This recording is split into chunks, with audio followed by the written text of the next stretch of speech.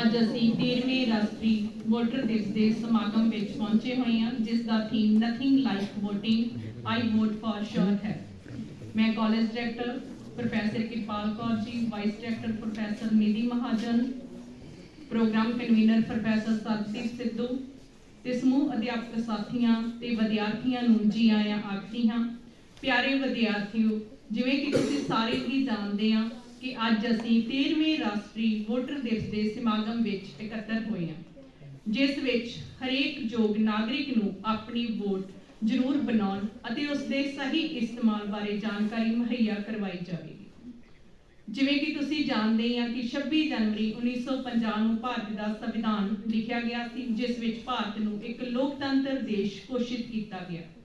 लोकतंत्र देश विच हरेक नागरिक नूं वोट का अधिकार हुंदा है ते इस दिन की शुरुआत भारत विच 25 जनवरी 2011 तो शुरू हुई। भारतीय चोण कमीशन के डायमंड जुबली समारोह समाप्ति समागम समय इस दिन की शुरुआत की गई। हुण असीं इस दिन नूं हर साल बड़े ही उत्साह दे नाल मना रहे हैं। इस मौके इस प्रोग्राम दे विच पोस्टर मेकिंग मुकाबले, भाषण मुकाबले ते एक सैमीनार करवाया जा रहा है। हुण मैं college director professor Kirpal Kaur ji नूं ते vice director professor Nidhi Mahajan ji नूं स्टेज ते आउण दा सੱਦਾ दिंदी हां ते नाल ही मैं प्लैज शुरू कर दी। सारे विद्यार्थी प्लैज लई अपना राइट हैंड अगे करनगे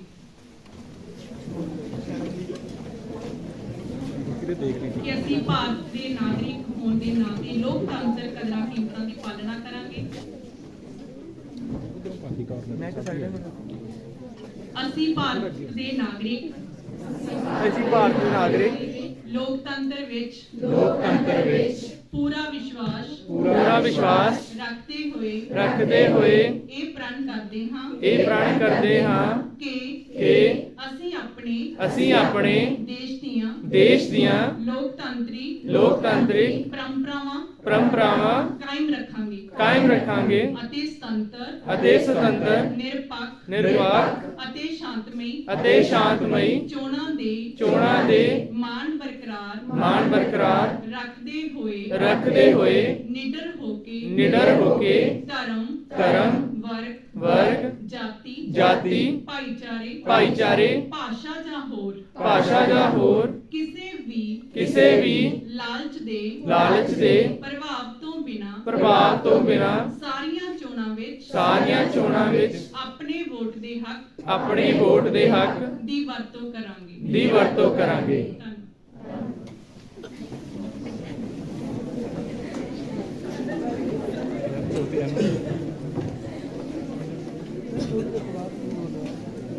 college director professor Kirpal Kaur की अगवाई में पूरे इस प्रोग्राम की शुरुआत की मैं इजाजत चाहती हूँ।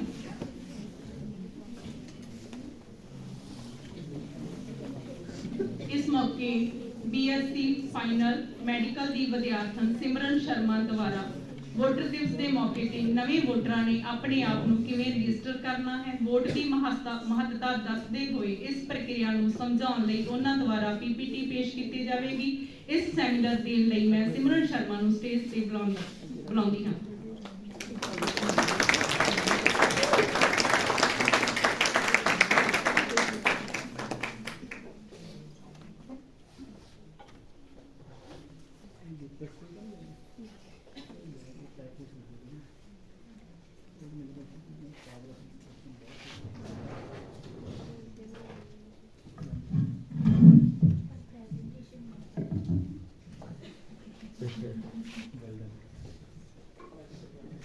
आप सब जी ਨੂੰ ਮੇਰੇ ਵੱਲੋਂ ਯਾਨੀ ਕਿ ਸਿਮਰਨ ਸ਼ਰਮਾ ਵੱਲੋਂ ਬਹੁਤ ਹੀ ਪਿਆਰ ਤੇ ਸਤਿਕਾਰ ਭਰੀ ਸਤਿ ਸ਼੍ਰੀ ਅਕਾਲ। ਅਸੀਂ ਸਾਰੇ ਜਾਣਦੇ ਹਾਂ ਕਿ ਅਸੀਂ 13th ਨੈਸ਼ਨਲ ਵੋਟਰ ਡੇ ਤੇ ਕਿਉਂ ਇਕੱਠੇ ਹੋਏ ਹਾਂ। ਮੈਂ ਤੁਹਾਨੂੰ ਸਭ ਨੂੰ ਵੋਟ ਕਿੱਥੋਂ ਬਣਵਾਉਣੀ ਹੈ, ਕਿਵੇਂ ਬਣਵਾਉਣੀ ਹੈ ਤੇ ਵੋਟ ਰਜਿਸਟਰ ਕਰਨ ਦੀ ਸਾਰੀ ਪ੍ਰਕਿਰਿਆ ਤੇ ਵੋਟ ਦੀ ਕੀ ਮਹੱਤਤਾ ਹੈ ਸਾਰੀ ਜਾਣਕਾਰੀ ਸਾਂਝੀ ਕਰਾਂਗੀ। ਤੇ ਮੈਂ ਤੁਹਾਨੂੰ ਦੱਸਣਾ ਚਾਹੁੰਦੀ ਹਾਂ ਕਿ ਜੇਕਰ ਅਸੀਂ ਵੋਟ ਨਹੀਂ ਬਣਵਾਉਂਦੇ ਜਾਂ ਫਿਰ ਵੋਟ ਨਹੀਂ ਪਾਉਂਦੇ ਤਾਂ ਬਹੁਤ ਹੀ ਘੱਟ ਲੋਕਾਂ ਦੇ ਮਤਦਾਨ ਨਾਲ ਬੜੀ ਕਮਜ਼ੋਰ ਤੇ ਲਟਕਵੀਂ ਸਰਕਾਰ ਬਣਦੀ ਹੈ, ਜਿਹਦੇ ਘਾਟੇ ਜਾਂ ਨੁਕਸਾਨ ਦੇ ਜ਼ਿੰਮੇਵਾਰ ਅਸੀਂ ਖੁਦ ਹੁੰਦੇ ਹਾਂ। ਸੋ ਇਸ ਦਿਵਸ ਨੂੰ ਮਨਾਉਣ ਤੇ ਅਸੀਂ ਆਪਦਾ ਪੂਰਾ ਫਰਜ਼ ਨਿਭਾ ਕੇ ਵੋਟ ਬਣਵਾ ਕੇ ਦੇਸ਼ ਲਈ ਮਜ਼ਬੂਤ ਸਰਕਾਰ ਦੀ ਜਿਹੜੀ ਇਹ ਚੋਣ ਕਰ ਸਕਦੇ ਹਾਂ। ਮੈਂ ਤੁਹਾਡੇ ਸਭ ਦੇ ਨਾਲ ਇੱਕ ਲੜੀ ਸਾਂਝੀ ਕੀਤੀ ਹੈ ਜਿਹਦੇ ਵਿੱਚ ਤੁਸੀਂ ਦੇਖ ਸਕਦੇ ਹੋ ਕਿ ਇਲੈਕਸ਼ਨ ਕਮਿਸ਼ਨ ਆਫ ਇੰਡੀਆ ਭਾਵ ECI ਦੇ ਅੰਦਰ ਬਹੁਤ ਸਾਰੇ ਆਫੀਸਰਸ ਕੰਮ ਕਰਦੇ ਹਨ। ਜੇਕਰ ਅਸੀਂ ਵੋਟ ਰਜਿਸਟਰ ਕਰਵਾਉਣਾ ਚਾਹੁੰਦੇ ਹਾਂ ਜਾਂ ਫਿਰ ਐਨਰੋਲ ਕਰਨਾ ਚਾਹੁੰਦੇ ਹਾਂ ਤਾਂ ਸਾਡਾ ਮੇਨ ਮਕਸਦ ਬੂਥ ਲੈਵਲ ਆਫੀਸਰ ਭਾਵ BLO ਦੇ ਨਾਲ ਸੰਪਰਕ ਕਰਨਾ ਹੁੰਦਾ ਹੈ। ਸੋ ECI ਇਹ ਸਾਰੀ ਪ੍ਰਕਿਰਿਆ ਨੂੰ ਲੜੀ ਦਰ ਲੜੀ ਹਰ ਰੂਲ ਅਤੇ ਲਾਅ ਦੀ ਪੜਾਵਾਂ ਤੋਂ ਪਾਰ ਕਰਕੇ ਇੱਕ ਇਲੈਕਟੋਰਲ ਰੋਲ ਜਾਰੀ ਕਰਦੀ ਹੈ। ਇਲੈਕਟੋਰਲ ਰੋਲ ਭਾਵ ਵੋਟਰ ਸੂਚੀ। ਵੋਟਰ ਸੂਚੀ ਇੱਕ ਸੰਗਠਨ ਸੂਚੀ ਜਾਂ ਇੱਕ ਲਿਸਟ ਹੈ ਜਿਸ ਦੇ ਵਿੱਚ ਕਿਸੇ ਪਾਰਟਿਕੂਲਰ ਇਲੈਕਸ਼ਨ ਦੇ ਵਿੱਚ ਵੋਟ ਪਾਉਣ ਲਈ ਜੋ ਪਰਸਨਸ ਐਲੀਜੀਬਲ ਨੇ ਉਹਨਾਂ ਦੀ ਇੱਕ ਸੂਚੀ ਜਾਰੀ ਕੀਤੀ ਜਾਂਦੀ ਹੈ। ਐਕਟ 1950 ਦੇ ਅੰਦਰ ਇਹ ਸਾਰਾ ਕੰਮ ਹੈ ਜਿਹੜਾ ਉਹ ECI ਹੈਂਡਲ ਕਰਦੀ ਹੈ। ਹੁਣ ਅਸੀਂ ਜਾਣਦੇ ਹਾਂ ਕਿ ਵੋਟ ਰਜਿਸਟਰ ਕਰਨ ਦੀ ਇੰਪੋਰਟੈਂਸ ਕੀ ਹੈ। ਵੋਟ ਰਜਿਸਟਰ ਕਰਨਾ ਜ਼ਰੂਰੀ ਕਿਉਂ ਹੈ? ਜਿਹੜੇ ਬੱਚੇ ਪਿੰਡਾਂ ਤੋਂ ਬਿਲੋਂਗ ਕਰਦੇ ਨੇ ਉਹਨਾਂ ਨੂੰ ਪਤਾ ਹੁੰਦਾ ਹੈ ਕਿ ਜਦੋਂ ਸਰਪੰਚੀ ਦੀਆਂ ਚੋਣਾਂ ਲੜੀਆਂ ਜਾਂਦੀਆਂ ਤਾਂ ਉਸ ਟਾਈਮ ਤੇ ਬੋਗਸ ਵੋਟਿੰਗ ਯਾਨੀ ਕਿ ਜਾਲੀ ਵੋਟਿੰਗ ਦੀ ਪ੍ਰਕਿਰਿਆ ਤੇ ਰੋਕ ਲਗਾਉਣ ਲਈ ਜਾਂ ਕਿਸੇ ਵੀ ਪਾਰਟਿਕੂਲਰ ਇਲੈਕਸ਼ਨ ਦੇ ਵਿੱਚ ਇਹ ਵੋਟ ਦੀ ਪ੍ਰਕਿਰਿਆ ਨੂੰ ਖਾਰਜ ਕਰਨ ਦੇ ਲਈ ਵੋਟਰ ਰਜਿਸਟਰ ਅਹਿਮ ਭੂਮਿਕਾ ਨਿਭਾਉਂਦੀ ਹੈ। ਜੇਕਰ ਅਸੀਂ ਚਾਹੁੰਦੇ ਹਾਂ ਕਿ election pure, fair and free ਹੋ ਸਕੇ ਤਾਂ ਸਾਡੇ ਲਈ ਵੋਟ ਰਜਿਸਟਰ ਕਰਨਾ ਬਹੁਤ ਜ਼ਰੂਰੀ ਬਣ ਜਾਂਦਾ ਹੈ। ਤੇ ਜਿੰਨੇ ਵੀ ECI ਭਾਵ ਇਲੈਕਸ਼ਨ ਕਮਿਸ਼ਨ ਆਫ ਇੰਡੀਆ ਦੇ ਅੰਦਰ ਰਿਸਪੌਂਸਿਬਲ ਆਫੀਸਰਸ ਆਪਣੇ ਦਾਇਰਿਆਂ ਦੇ ਉੱਤੇ ਕੰਮ ਕਰ ਰਹੇ ਨੇ ਉਹ ਇਹ ਸੁਨਿਸ਼ਚਿਤ ਕਰਦੇ ਨੇ ਕਿ ਇਲੈਕਟੋਰਲ ਰੋਲ ਹੈ ਜਿਹੜੀ ਉਹ ਨਿਰਪੱਖ ਅਤੇ ਹਰ ਰੋਲ ਪਾਰ ਕਰਕੇ ਤਿਆਰ ਕੀਤੀ ਜਾਵੇ। ਸੋ ਇਲੈਕਸ਼ਨ ਦੀ ਪਿਓਰਿਟੀ ਤੇ ਐਕੂਰੇਸੀ ਨੂੰ ਕਾਇਮ ਕਰਨ ਦੇ ਲਈ ਜਿਹੜੀ ਹੈ ਵੋਟਰ ਰਜਿਸਟ੍ਰੇਸ਼ਨ ਦੀ ਪ੍ਰਕਿਰਿਆ ਜ਼ਰੂਰੀ ਹੋ ਜਾਂਦੀ ਹੈ। ਰਜਿਸਟ੍ਰੇਸ਼ਨ ਪ੍ਰੋਸੈਸ ਇਨ ਇੰਡੀਆ ਦੇ ਵਿੱਚ ਜੇਕਰ ਅਸੀਂ ਆਪਣੀ ਵੋਟ ਨੂੰ ਰਜਿਸਟਰ ਕਰਨਾ ਚਾਹੁੰਦੇ ਹਾਂ ਤਾਂ ਉਹਦੇ ਲਈ ਇਲੈਕਟੋਰਲ ਰੋਲ ਨੇ ਆਪਣੇ ਬਹੁਤ ਸਾਰੇ ਪੜਾਅ ਦਰ ਦਿੱਤੇ ਹੋਏ ਨੇ ਜਿਹਦੇ ਵਿੱਚ ਤੁਸੀਂ ਆਪਣੇ ਡਾਕੂਮੈਂਟਸ ਨੂੰ ਦੇ ਕੇ ਆਪਣੀ ਵੋਟ ਹੈ ਜਿਹੜੀ ਉਹ ਰਜਿਸਟਰ ਕਰ ਦਿੰਦੇ ਹੋ। ਇਹ ਸਾਰਾ ਕੰਮ ECI ਦੇ ਅਲੱਗ-ਅਲੱਗ ਆਫੀਸਰਸ ਦੁਆਰਾ ਕੰਟਰੋਲ ਤੇ ਡਾਇਰੈਕਟ ਕੀਤਾ ਜਾਂਦਾ ਹੈ। ਰਜਿਸਟ੍ਰੇਸ਼ਨ ਪ੍ਰੋਸੈਸ ਹੈ ਜਿਹੜਾ ਉਹ ਇਹ act people act 1950 Indian parliament ਦੇ ਅੰਦਰ ਪਾਸ ਕੀਤਾ ਗਿਆ ਸੀ ਜਿਹਦੇ ਵਿੱਚ ECI ਕਿਸੇ ਵੀ ਇਲੈਕਸ਼ਨ ਨੂੰ ਫਰੇਮਵਰਕ ਦੇ ਅੰਦਰ ਪ੍ਰੋਪਰ ਰੂਲਸ ਦੇ ਅੰਦਰ ਹੈ ਜਿਹੜਾ ਉਹ ਕਰਵਾ ਸਕਦੀ ਹੈ। ਹੁਣ ਜੇਕਰ ਅਸੀਂ ਵੋਟ ਨੂੰ ਰਜਿਸਟਰ ਕਰਦੇ ਹਾਂ ਭਾਵ ਹੁਣ ਤਾਂ ਇੱਕ ਸਾਲ ਦੇ ਵਿੱਚ 4 ਵਾਰੀ ਇਹ ਜਿਹੜੀ ਵੋਟ ਇਲੈਕਟੋਰਲ ਰੋਲ ਹੈ ਭਾਵ ਵੋਟਰ ਸੂਚੀ ਉਹ ਅਪਡੇਟ ਕੀਤੀ ਜਾਂਦੀ ਹੈ। ਜੇਕਰ ਤੁਸੀਂ ਵੋਟ ਦੇ ਲਈ ਐਨਰੋਲ ਕਰਨਾ ਚਾਹੁੰਦੇ ਹੋ ਤਾਂ ਤੁਸੀਂ ਉਸ ਸਾਲ ਦੀ 1 ਜਨਵਰੀ ਨੂੰ 18 ਸਾਲ ਦੇ ਹੋਣੇ ਚਾਹੀਦੇ ਹੋ ਜਾਂ 18 ਸਾਲ ਤੋਂ ਉੱਪਰ। ਹੁਣ ਅੱਜ ਕੱਲ੍ਹ ਸਾਲ ਦੇ ਵਿੱਚ 4 ਵਾਰੀ ਅਪਡੇਸ਼ਨ ਕਿਉਂ ਕੀਤੀ ਜਾਂਦੀ ਹੈ? ਜਿਵੇਂ ਅਸੀਂ ਦੇਖ ਰਹੇ ਹਾਂ ਕਿ ਜਿਨ੍ਹਾਂ ਲੜਕੀਆਂ ਦੀ ਮੈਰਿਜ ਹੋ ਜਾਂਦੀ ਹੈ ਜਾਂ ਫਿਰ ਜੇ ਕਿਸੇ ਦੀ ਡੈਥ ਹੋ ਜਾਂਦੀ ਹੈ ਤਾਂ ਉਹ ਵੋਟ ਨੂੰ ਕੱਟ ਕੇ ਜਾਂ ਫਿਰ ਜਿਹੜੇ ਵਿਦਿਆਰਥੀ ਜਾਂ ਕੋਈ ਪਰਸਨ ਇਲੈਕਟੋਰਲ ਰੋਲ ਦੇ ਵਿੱਚ ਨਵਾਂ ਐਡ ਕੀਤਾ ਜਾਂਦਾ ਹੈ ਤਾਂ ਉਹ ਜਿਹੜੀ ਸੂਚੀ ਹੈ ਇਸੇ ਸਾਲ ਦੇ ਵਿੱਚ 4 ਵਾਰੀ ਅਪਡੇਟ ਕੀਤੀ ਜਾਂਦੀ ਹੈ ਤਾਂ ਕਿ ਕੱਟੀਆਂ ਵੋਟਾਂ ਦੀ ਗਿਣਤੀ ਤੇ ਨਵੀਆਂ ਐਡ ਹੋਈਆਂ ਜੋ ਵੀ ਵੋਟਾਂ ਨੇ ਉਹਨਾਂ ਨੂੰ ਪੂਰੀ ਪ੍ਰਕਿਰਿਆ ਦੇ ਵਿੱਚ ਸੁਨਿਸ਼ਚਿਤ ਕੀਤਾ ਜਾ ਸਕੇ ਕਿ ਇਲੈਕਟੋਰਲ ਰੋਲ ਪ੍ਰੋਪਰ ਚੱਲ ਰਹੀ ਹੈ। ਜਿਹੜੀ ਹੁਣ ਬੇਸਿਕਲੀ ਇਲੈਕਟੋਰਲ ਰੋਲ ਹੈ 2 ਟਾਈਪ ਦੀ ਹੁੰਦੀ ਹੈ, ਇੰਟੈਂਸਿਵ ਤੇ ਸਮਰੀ। ਜਿਵੇਂ ਅਸੀਂ ਵੋਟਾਂ ਪਾਉਣ ਜਾਂਦੇ ਹਾਂ ਤਾਂ ਅਸੀਂ ਦੇਖਦੇ ਹਾਂ ਕਿ ਉੱਥੇ ਪੋਲਿੰਗ ਸਟੇਸ਼ਨਸ ਬਣੇ ਹੁੰਦੇ ਨੇ ਭਾਵ ਜੇਕਰ ਕਿਸੇ ਪਿੰਡ ਜਾਂ ਸ਼ਹਿਰ ਦੇ ਵਿੱਚ ਸੰਖਿਆ ਬਹੁਤ ਜ਼ਿਆਦਾ ਹੁੰਦੀ ਹੈ ਤਾਂ ਉਹਨਾਂ ਨੂੰ ਪੋਲਿੰਗ ਸਟੇਸ਼ਨ ਅਲਾਟ ਕਰ ਦਿੱਤਾ ਜਾਂਦਾ ਹੈ ਕਿ ਇਸ ਪੋਲਿੰਗ ਸਟੇਸ਼ਨ ਦੇ ਵਿੱਚ ਮਤਲਬ ਘੱਟ ਤੋਂ ਘੱਟ ਜਾਂ ਵੱਧ ਤੋਂ ਵੱਧ 2000 ਬੰਦੇ ਆ ਜਿਹੜੇ ਉਹ ਵੋਟ ਪਾ ਸਕਦੇ ਨੇ। ਤੇ ਜਿਹੜੇ ਬੱਚਿਆਂ ਦੀ ਨਵੀਂ ਵੋਟ ਬਣੀ ਹੋਈ ਹੈ ਸੋ ਉਹਨਾਂ ਨੇ ਇਹ ਚੀਜ਼ ਜ਼ਰੂਰ ਨੋਟ ਕੀਤੀ ਹੋਊਗੀ ਕਿ ਵੋਟਾਂ ਤੋਂ ਕੁਝ ਦਿਨ ਪਹਿਲਾਂ ਸਾਡੇ ਘਰਾਂ ਦੇ ਵਿੱਚ ਇੱਕ ਟਾਈਪ ਦੀਆਂ ਪਰਚੀਆਂ ਜਿਨ੍ਹਾਂ ਨੂੰ ਅਸੀਂ ਕਹਿ ਸਕਦੇ ਹਾਂ ਉਹ ਪਕੜਾਈਆਂ ਜਾਂਦੀਆਂ ਜਿਨ੍ਹਾਂ ਦੇ ਉੱਪਰ SI ਨੰਬਰ, ਬੂਥ ਨੰਬਰ ਜਾਂ ਪੋਲਿੰਗ ਸਟੇਸ਼ਨ ਦਾ ਨੰਬਰ ਮੈਂਸ਼ਨ ਕੀਤਾ ਹੁੰਦਾ ਹੈ। ਸੋ ਇਹ ਵੀ ਸਾਰਾ ਪ੍ਰੋਸੈਸ ਹੈ ਜਿਹੜਾ ਉਹ ECI ਹੀ ਹੈਂਡਲ ਕਰਦੀ ਹੈ। ਹੁਣ ਇਲੈਕਟੋਰਲ ਰੋਲ ਹੈ ਜੋ ਅਸੈਂਬਲੀ ਐਂਡ ਪਾਰਲੀਮੈਂਟ ਕੰਸਟੀਟੂਐਂਸੀ ਦੇ ਲਈ ਵੀ ਸੇਮ ਰਹਿੰਦਾ ਹੈ ਭਾਵ ਜਿਹੜੀ ਇਲੈਕਟੋਰਲ ਰੋਲ ਹੈ ਵੋਟਰ ਸੂਚੀ ਹੈ ਉਹ ਅਸੈਂਬਲੀ ਕੰਸਟੀਟੂਐਂਸੀ ਦੇ ਲਈ ਵੀ ਤੇ ਪਾਰਲੀਮੈਂਟ ਕੰਸਟੀਟੂਐਂਸੀ ਦੇ ਲਈ ਵੀ ਸੇਮ ਰਹਿੰਦੀ ਹੈ। ਮੈਂ ਸਾਡੇ ਵਿਦਿਆਰਥੀਆਂ ਨੂੰ ਇੱਕ ਉਦਾਹਰਨ ਦੇ ਤੌਰ ਤੇ ਸਮਝਾਉਣਾ ਚਾਹੁੰਦੀ ਹਾਂ ਕਿ ਜੇਕਰ ਅਸੀਂ MP ਭਾਵ ਪਾਰਲੀਮੈਂਟਰੀ ਕੰਸਟੀਟੂਐਂਸੀ ਦੀ ਚੋਣ ਲਈ ਵੋਟਦਾਨ ਕਰ ਰਹੇ ਹਾਂ ਜਾਂ ਫਿਰ ਅਸੀਂ MLA ਭਾਵ ਅਸੈਂਬਲੀ ਕੰਸਟੀਟੂਐਂਸੀ ਦੀ ਮਤਲਬ ਵੋਟ ਦੇਣ ਜਾ ਰਹੇ ਹਾਂ ਤਾਂ ਉਹ ਜਿਹੜੀ ਇਲੈਕਟੋਰਲ ਰੋਲ ਹੈ ਉਹ ਸੇਮ ਹੀ ਹੁੰਦੀ ਹੈ। ਉਸ ਤੋਂ ਬਾਅਦ ਜੇਕਰ ਤੁਸੀਂ ਰਜਿਸਟਰ ਕਰਨਾ ਚਾਹੁੰਦੇ ਹੋ ਤਾਂ ਉਸ ਦੀਆਂ ਕੰਡੀਸ਼ਨਸ ਕੀ ਨੇ एक तो तुसी इंडिया के सिटीजन होने चाहिए हो, दूसरा तुहाडी उम्र 18 साल या 18 साल तो ऊपर होनी चाहिए है। 18 साल तो घट का जिहड़ा विद्यार्थी आ वो वोट लई रजिस्टर नहीं कर सकता। उस तो बाद थोड़ा ऑर्डिनरी रेजिडेंस उस कंस्टिट्यूएंसी का होना चाहिए है। हुण असीं ऑर्डिनरी रेजिडेंस के प्रूफ्स बारे मतलब जानकारी हासिल करते हैं। जिस जगह पे तुसी रह रहे हो, सो रहे हो, वही थोड़ा ऑर्डिनरी रेजिडेंस कहलाता है। पर जेकर कोई पर्सन किसी नेटिव प्लेस तो किसी होर जगह ते अपनी नौकरी लिए जाता है तो जिथे वो रह रहा है वो नेटिव प्लेस ही वो ऑर्डिनरी रेजिडेंस कहाएगी, ना कि जिथे वो नौकरी करन जा रहा है। इसी प्रकार जेड़े बंदे वोट तो डिसक्वालीफाई हो जाते हैं या फिर इलैक्टोरल रोल तो डिसक्वालीफाई होने के भी कुछ कारण ते कंडीशंस होंदियां ने। जेकर तक तुसी इंडिया के सिटीजन नहीं हो तो तुसी उस इलैक्टोरल रोल तो डिसक्वालीफाई हो जाने हो, या फिर किसी समर्थ कोर्ट वालों किसी पर्सन को दिमागी रूप से बीमार घोषित कर दिता गया है तो भी वो इलैक्टोरल रोल वालों डिसक्वालीफाई हो जाता है। या फिर किसी मतलब टैंपरेरी समय के लिए कुछ समय के लिए जेकर कोई बंदा करप्शन करता है, इलैक्शन ऑफेंस करता है तो उन्होंने भी ईसीआई इलैक्टोरल रोल के विचों है जिहड़ा वो डिसक्वालीफाई कर देती है। हुण बहुत सारे सैक्शनस एंड एक्ट भी ईसीआई के वालों पेश किए गए हैं। अगर इन्हां एक्ट एंड सैक्शनस के अंडर भी कोई ऑफेंस होंदा है तो वो बंदा भी ईसीआई वालों इलैक्टोरल रोल के विचों डिसक्वालीफाई कर दिता जाता है। ਜਾਂ फिर साडे प्रेजिडेंट राष्ट्रपति वालों जेकर किसी बंदे नूं डिसक्वालीफाई किया जाता है तो वो भी वोटदान नहीं दे सकता।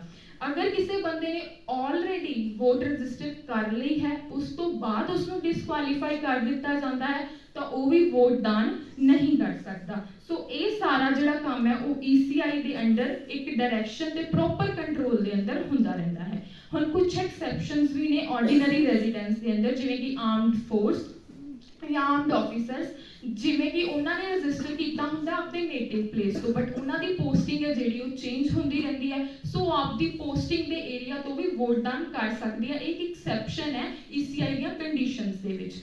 हुण जिवें प्रेजिडेंट या मिनिस्टर हो गए, जेकर वो अपना मतलब नेटिव जिहड़ा रेजिडेंस उन्होंने दिता होया अगर उन्हें चेंज करना चाहते हैं या उत्थों ही अगर वोटदान करना चाहते हैं तो ये भी एक्सैप्शन ईसीआई मानती है। कुछ होर एक्सैप्शनस भी ने जिन्हां बारे आपां गल करते हैं, जिवें कि असीं पार्लीमेंट या मैं मिनिस्टर या प्रेजिडेंट्स की गल की उन्होंने लिए भी एक्सैप्शनस रहिंदी है। या फिर जेल के कैदी या हॉस्पिटल्स या फिर जेड़े लीगल कस्टडी के अंदर अगर कोई बंदा है वो भी इलैक्टोरल रोल के विचों डिसक्वालीफाई भी हो जाता है तो वो वोट भी दान जिहड़ा नहीं कर सकता। एलिजिबल स्टूडेंट्स ने जेड़े जेकर वो होस्टल दे विच रह रहे हैं तो आपदा पेरेंट्स का जिहड़ा ऑर्डिनरी रेजिडेंस का प्रूफ है जिहड़ा वो भी दे सकते हैं। हुण असीं गल करते हैं साडे विद्यार्थियों लई बहुत ही महत्वपूर्ण जानकारी जिन्हां ने हजे तक वोट नहीं बनवाई। इंपॉर्टेंट डॉक्यूमेंट्स की गल करन जा रहे हाँ। एज प्रूफ के लिए तुसीं अपना बर्थ सर्टिफिकेट किसी भी म्यूनसिपल अथॉरिटी द्वारा या किसी भी डिस्ट्रिक्ट ऑफिस द्वारा इशूड होया लगा सकते हो, या फिर तुसीं अपनी 10th की मार्कशीट जेकर कोई बंदा 10 तक नहीं पढ़िया तो अपना 8th का या 5th की marksheet as a date of birth के प्रूफ के तौर पर वो लगा सकता है। हुण असीं गल करते हैं अनएजुकेटेड बंदियां दी, जेड़े बंदे पढ़े लिखे नहीं हैं वो अपना 10th 8th या 5th का सर्टिफिकेट नहीं लगा सकते तो अपने पेरेंट्स वालों डिक्लेयर डॉक्यूमेंट्स ने जेड़े वो लगा के जिहड़ा है इनरोल कर सकते हैं। हुण असीं ऑर्डिनरी रेजिडेंस के प्रूफ्स की गल करते हैं। तुसीं अपने रेजिडेंस का प्रूफ है जिहड़ा वो बैंक की कॉपी या फिर अपना पासपोर्ट, राशन कार्ड या जिहड़ी जगह ते तुसीं रह रहे हो उत्थों दे टैलीफोन, इलैक्ट्रिसिटी एंड वाटर के बिल या गैस कनैक्शन के बिल्स नूं भी अपना जिहड़ा ऑर्डिनरी रेजिडेंस के प्रूफ के तौर पर पेश कर सकते हो। ते या फिर तुसीं पोस्टल डिपार्टमेंट पाक डाकखाना जिथों तुसीं अपनी पोस्ट रिसीव करदे हो उत्थों दा एड्रैस भी तुसीं उन्हां नूं दे सकते हो। हुण असीं बहुत ही इंपॉर्टेंट जानकारी डिस्कस करन जा रहे हैं। जेकर किसी स्टूडेंट ने अपनी वोट बनवानी है या फिर कोई अनएजुकेटेड बंदे ने वोट बनवानी है, वो लड़कियां जिन्हां दी मैरिज हो चुकी है बट उन्होंने ऑलरेडी अपने पिछले पिंड या शहर विच इनरोल किया होया सी, या फिर जेड़े बंदे 25 साल तो ऊपर हो चुके हैं हजे तक उन्होंने इनरोल नहीं किया, ये सारी जानकारी मैं थोड़े नाल सांझी करांगी ते इन्हां लई किहड़े डॉक्यूमेंट्स रिक्वायर्ड ने मैं तुहानूं सब नूं दस्सांगी। ਜਿਹੜੇ ਸਟੂਡੈਂਟ ਸਾਡੇ ਕਾਲਜ ਦੇ ਵਿਦਿਆਰਥੀਆਂ ਲਈ ਇਹ ਮਹੱਤਵਪੂਰਨ ਜਾਣਕਾਰੀ ਹੈ ਕਿ ਜੇਕਰ ਸਟੂਡੈਂਟਸ ਨੇ ਇਨਰੋਲ ਕਰਨਾ ਹੈ ਤਾਂ ਆਪਣਾ ਏਜ ਪ੍ਰੂਫ, ਜਿਵੇਂ ਮੈਂ ਤੁਹਾਨੂੰ ਪਹਿਲਾਂ ਹੀ ਦੱਸਿਆ, ਬਰਥ ਸਰਟੀਫਿਕੇਟ ਜਾਂ ਫਿਰ ਆਪਣਾ ਕੋਈ ਵੀ ਮਾਰਕਸ਼ੀਟ ਲਗਾ ਸਕਦੇ ਨੇ, citizenship the proof and proof of ordinary residence like ration card ਹੋ ਗਿਆ ਜਾਂ ਪਾਸਪੋਰਟ ਹੋ ਗਿਆ। ਉਸ ਤੋਂ ਬਾਅਦ ਮੈਰਿਡ ਵੂਮਨ, ਜੇਕਰ ਉਹਨਾਂ ਦੀ ਵੋਟ ਪਹਿਲਾਂ ਬਣੀ ਹੋਈ ਹੈ ਤਾਂ ਆਪਣਾ ਏਜ ਪ੍ਰੂਫ ਤਾਂ ਦੇਣਗੇ, ਨਾਲ ਜਿੱਥੇ ਉਹ ਪਹਿਲਾਂ ਰਹਿ ਰਹੇ ਸੀ ਆਰਡੀਨਰੀ ਰੈਜ਼ੀਡੈਂਸ ਦਾ ਪ੍ਰੀਵੀਅਸ ਪ੍ਰੂਫ ਵੀ ਲੱਗੇਗਾ, ਨਾਲ marriage register certificate and proof of ordinary residence. ਇਹ ਰੈਜ਼ੀਡੈਂਸ ਪ੍ਰੂਫ ਉਹ ਹੋਏਗਾ ਜਿੱਥੇ ਹੁਣ ਉਹ ਮੈਰਿਜ ਕਰਵਾ ਕੇ ਗਏ ਨੇ ਉਸ ਪਿੰਡ ਜਾਂ ਸ਼ਹਿਰ ਦਾ। ਉਸ ਤੋਂ ਬਾਅਦ ਜਿਹੜੇ ਪਰਸਨਸ ਨੇ 25 ਸਾਲ ਤੋਂ ਉੱਪਰ ਹੋ ਚੁੱਕੇ ਨੇ ਪਰ ਹਜੇ ਤੱਕ ਇਲੈਕਟੋਰਲ ਰੋਲ ਦੇ ਵਿੱਚ ਇਨਰੋਲ ਨਹੀਂ ਕੀਤਾ, ਉਹਨਾਂ ਦੇ ਲਈ ਉਹਨਾਂ ਦਾ ਇੱਕ ਫਾਰਮ ਹੁੰਦਾ ਹੈ ਪਾਰਟ 4 ਆਫ ਫਾਰਮ 6। ਉਹ ਇਹ ਫਿਲ ਕਰਕੇ ਆਪਣੇ ਹੁਣ ਤੱਕ ਡਿਲੇ ਹੋਣ ਦੀ ਪੁਸ਼ਟੀ ਕਰਨ ਤੋਂ ਬਾਅਦ ਆਪਣੇ ਜਿਹੜੇ ਬਾਕੀ ਦੇ ਡਾਕੂਮੈਂਟਸ ਜਿਹੜੇ ਮੈਂ ਤੁਹਾਨੂੰ ਆਲਰੇਡੀ ਡਿਸਕਸ ਕਰ ਚੁੱਕੀ ਹਾਂ ਉਹ ਲਗਾ ਕੇ ਐਨਰੋਲ ਕਰ ਸਕਦੇ ਨੇ। ਜੇਕਰ ਕੋਈ ਨਵਾਂ ਵੋਟਰ ਜੇਕਰ ਉਹ ਪੜ੍ਹਿਆ ਲਿਖਿਆ ਨਹੀਂ ਹੈ ਤਾਂ ਉਹ ਆਪਣੇ age the proof and parents ਵੱਲੋਂ ਡਿਕਲੇਅਰ ਡਾਕੂਮੈਂਟਸ ਲਗਾ ਕੇ ਆਪਣਾ ਆਰਡੀਨਰੀ ਰੈਜ਼ੀਡੈਂਸ ਦਾ ਸਰਟੀਫਿਕੇਟ ਲਗਾ ਕੇ ਡਾਕੂਮੈਂਟ ਦੇ ਕੇ ਉਹ ਐਨਰੋਲ ਕਰ ਸਕਦਾ ਹੈ।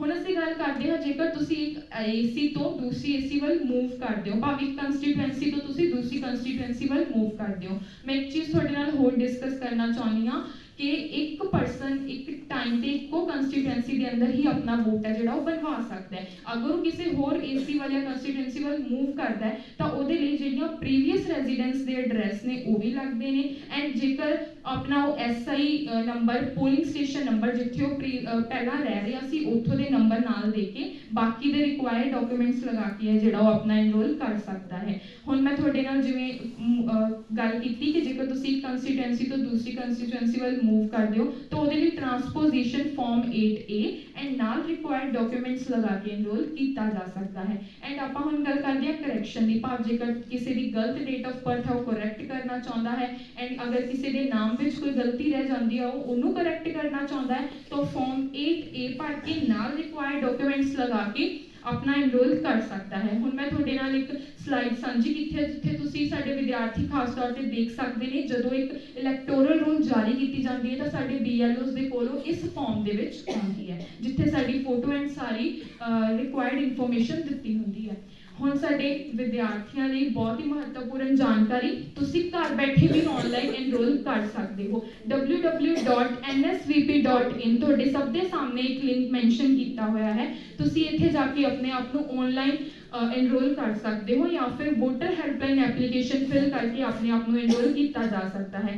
जेकर साडे कॉलेज के विद्यार्थियों को ऑनलाइन एनरोल करते हुए किसी भी प्रकार की कोई भी प्रॉब्लम का सामना करना पै रहा है तो साडे कॉलेज के प्रोफैसर परमिंदर सर नाल गल करके सारी जानकारी ले सकते हैं।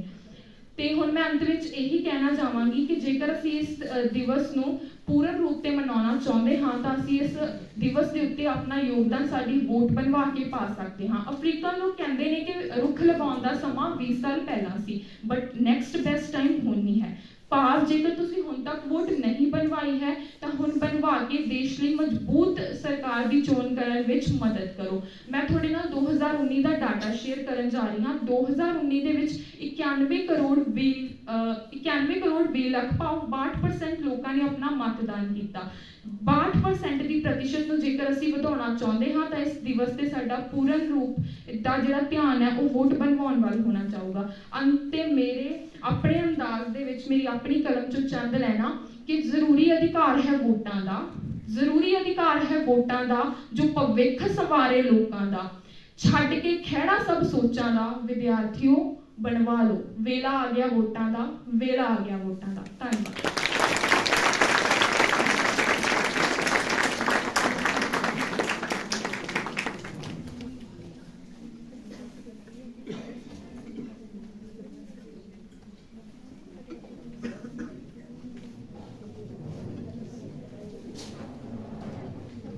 थैंक यू सिमरन शर्मा, बहुत ही बड़मुली जानकारी साडी विद्यार्थियों नाल तुसीं सांझी कीती है ते नाल ही दस्सिया कि अज दा मुख मंतव इस दिन नूं मनाउण दा वोटर नूं वोटर सूची विच शामिल करना। ते मैं प्रोफैसर सुरभि गुप्ता दा भी धन्नवाद करदी हां। हुण मेरा नैक्सट सद्दा डेक्लेमेशन दे विद्यार्थियों नूं आ। Nothing like voting, I vote for sure theme ते भाषण मुकाबले हैं। नतीजों की judgement professor Nidhi Mahajan, professor Sarbjot Bedi ਤੇ ਪ੍ਰੋਫੈਸਰ ਜਤਿੰਦਰ ਸਿੰਘ ਕਰਨਗੇ। ਜੱਜ ਸਹਿਬਾਨ ਨੋਟ ਕਰਨ ਕਿ ਵੱਧ ਤੋਂ ਵੱਧ ਸਮਾਂ 4 ਮਿੰਟ ਅਤੇ ਘੱਟ ਤੋਂ ਘੱਟ ਸਮਾਂ 2 ਮਿੰਟ ਦਾ ਹੋਵੇਗਾ। टाइम कीपर लक्ष्यदा प्लीज बेटे अपनी सीट ते आ जाओ। मेरा पहला सद्दा भाषण मुकाबले दे लई संजना MSc दी विद्यार्थन संजना।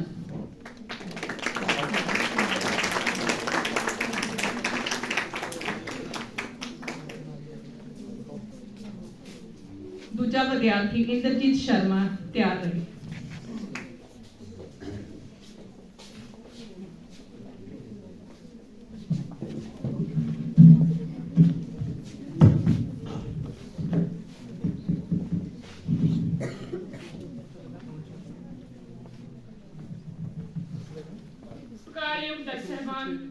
डायरेक्टर मैडम, अध्यापक साहबान,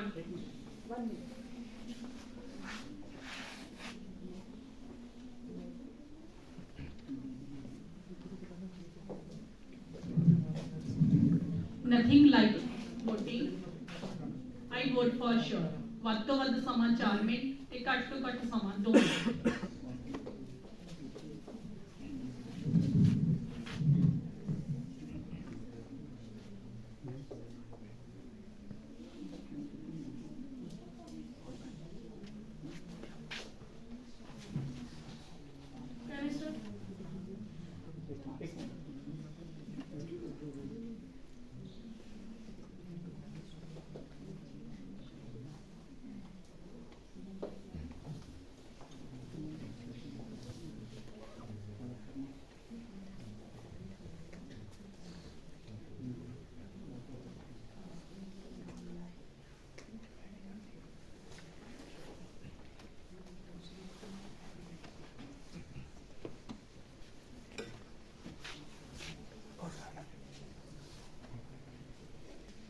जज साहबान, डायरेक्टर मैडम, अध्यापक साहबान और मेरे प्यारे विद्यार्थी साथियों, मेरे घरों सब नूं प्यार भरी सत श्री अकाल। अज की सभा में मेरे बोलने का विषय है वोटर दिवस। भारत एक गणतंत्री राज है ते आपां सारिआं नूं पता है कि साडे देश की आबादी अज 140 करोड़ के करीब ढुकण नूं है। ते जे देखिया जावे 2021 की जनगणना के मुताबिक ये देखण विच आया है कि साडे देश की आबादी का 1,48,503.66% लोग 18 तो 23 साल की उम्र ढुकते हैं। तो हाजरीन, इत्थे सवाल ये पैदा होंदा है कि ये जनता किहड़ी है? ये है साडा नौजवान वर्ग। साडा नौजवान वर्ग है साडे समाज का धुरा ते साडे समाज के धुरे ते साडी नींह टिकी हुई है। ते जे ये लोग वोट पाउणगे तां ही सरकार चंगी बनूगी। ते जे इन्हां लोकां दी वोटां नहीं बणीਆਂ ਹੋਣਗੀਆਂ ਤਾਂ ਅਸੀਂ ਕਿਵੇਂ ਕਹਿ ਸਕਦੇ ਹਾਂ ਕਿ ਸਾਡੀ ਸਰਕਾਰ ਮਜ਼ਬੂਤ ਬਣੂਗੀ। ਆਨ ਬਾਨ ਤੇ ਸ਼ਾਨ ਤੋਂ ਸਰਕਾਰ ਬਣੇ मतदान तो। जे उम्र 18 पूरी है तो जनाब वोट देना जरूरी है। ते इसे गल नूं ध्यान विच रखदे भारत विच स्वतंत्र अते निरपक्ष चोणां कराउण दे उद्देश नाल 25 जनवरी 1950 भारतीय चोण कमीशन की स्थापना की गई सी ते अज असीं 13वां राष्ट्रीय वोटर दिवस मना रहे हैं। ते इहदा उद्देश केवल तस्वीरां खिंच के अखबारां विच खबरां छापण तक सीमित नहीं है, बल्कि भारतीय नौजवानों नूं उन्हां दी वोट प्रति जागरूक करना है, वोटर सूचियां विच वाधा करना है। कहण दा भाव है कि एक वोट नाल ही है हुंदी जित हार, एक वोट नाल ही है हुंदी जित हार। जनाब, कोई भी वोट नहीं है बेकार। 2008 विच मुल्लांपुर विच MC ਦੀਆਂ ਚੋਣਾਂ ਹੋਈਆਂ। गोल्डी दे MC गोल्डी दे बराबर एक बंदा खड़िया, ਉਹਦਾ ਗਵਾਂਢੀ ਰੁੱਸ ਕੇ ਕਹਿੰਦਾ ਜਿਹਨੇ ਤਾਂ ਮੈਨੂੰ ਕਿਹਾ ਹੀ ਨਹੀਂ ਵੀ ਵੋਟ ਪਾਉਣ ਦੇ ਲਈ। ਤੇ ਜਦੋਂ ਨਤੀਜਾ ਆਇਆ 182 ਵੋਟਾਂ ਵਿਰੋਧੀ ਧਿਰ ਦੀਆਂ, 183 ਵੋਟਾਂ ਗੋਲਡੀ ਦੀਆਂ ਸੀ। ਕਹਿਣ ਦਾ ਭਾਵ ਹੈ ਕਿ ਇੱਕ ਵੋਟ ਵੀ ਜ਼ਰੂਰੀ ਹੈ। ਤੇ ਅਸੀਂ ਭਾਰਤ ਦੇ ਨਾਗਰਿਕ ਵਿਭਾਗੇ ਆ ਕਿ ਅਸੀਂ ਆਪਣੇ ਦੇਸ਼ ਵਿੱਚ ਆਜ਼ਾਦ ਫਿਜ਼ਾ ਦੇ ਨਾਲ ਰਹਿ ਰਹੇ ਹਾਂ, ਜਿੱਥੇ ਸਾਨੂੰ ਧਰਮ, ਨਸਲ, ਰੰਗ, ਜਾਤ, कर्म भेदभाव तो बिना वोट पाने का अधिकार है। तो अपने निजी अनुभव तो मैं ये कहना चाहती हाँ कि वोट पाने नूं अधिकार समझण तक सीमित ना रखो, इसनूं अपनी जिम्मेवारी समझिया जाए ताकि असीं अपनी वोट देश के सही प्रतिनिधि नूं पा सकीए। जात ते ना चम ते ਬਟਨ ਦਬਾਇਓ ਦੇਖ ਕੰਮ ਤੇ, ਬਟਨ ਦਬਾਇਓ ਦੇਖ ਕੰਮ ਤੇ। ਇਸੇ ਲਈ ਸਾਨੂੰ ਆਪਣੇ ਵੋਟ ਦਾ ਪ੍ਰਯੋਗ ਬਿਨਾਂ ਕਿਸੇ ਲਾਲਚ, ਬਿਨਾਂ ਕਿਸੇ ਭੈ, ਬਿਨਾਂ ਕਿਸੇ ਜਾਤ ਧਰਮ ਅਜਿਹੀਆਂ ਰੂੜੀਵਾਦੀ ਧਾਰਨਾਵਾਂ ਨੂੰ ਤਿਆਗ ਕੇ ਕਰਨਾ ਚਾਹੀਦਾ। ਅੰਤ ਵਿੱਚ ਆਪਣੇ ਲਫ਼ਜ਼ਾਂ ਨੂੰ ਵਿਰਾਮ ਦਿੰਦੀ ਹੋਈ ਮੈਂ ਇੰਨੀ ਗੱਲ ਹੀ ਆਖਾਂਗੀ ਕਿ ਜਿਵੇਂ ਅਸੀਂ ਬਾਜ਼ਾਰ ਵਿੱਚੋਂ ਕੱਪੜਾ ਖਰੀਦਣ ਲੱਗੇ, ਬੂਟ ਖਰੀਦਣ ਲੱਗੇ ਜਾਂ ਆਈਲੈਂਡ ਸੈਂਟਰ ਜਾਣ ਲੱਗੇ ਸਾਵਧਾਨੀ ਰੱਖਦੇ ਹਾਂ, ਤੇ ਜੇ ਇੰਨੀ ਹੀ ਸਾਵਧਾਨੀ ਅਸੀਂ ਆਪਣੇ ਦੇਸ਼ ਦਾ ਪ੍ਰਤੀਨਿਧ ਚੁਣਨ ਸਮੇਂ ਰੱਖੀਏ ਤਾਂ ਮੇਰਾ ਦੇਸ਼ ਧਰੁਵ ਤਾਰਾ ਬਣ ਕੇ ਅੰਬਰਾਂ ਵਿੱਚ ਚਮਕੂਗਾ। ਧਰੁਵ ਤਾਰਾ ਬਣ ਕੇ ਅੰਬਰਾਂ ਵਿੱਚ ਚਮਕੂਗਾ ਜਨਾਬ। ਤੁਹਾਡਾ ਵੋਟ ਨਾਲ ਆਵੇਗਾ ਬਦਲਾ, ਤੁਹਾਡੇ ਵੋਟ ਨਾਲ ਆਵੇਗਾ ਬਦਲਾ। ਸੁਧਰੇਗਾ ਸਮਾਜ, ਘੱਟ ਹੋਵੇਗਾ ਤਣਾਅ, ਸੁਧਰੇਗਾ ਸਮਾਜ, ਘੱਟ ਹੋਵੇਗਾ ਤਣਾਅ। ਇਹਨਾਂ ਲਫ਼ਜ਼ਾਂ ਦੇ ਨਾਲ ਬਹੁਤ ਬਹੁਤ ਧੰਨਵਾਦ।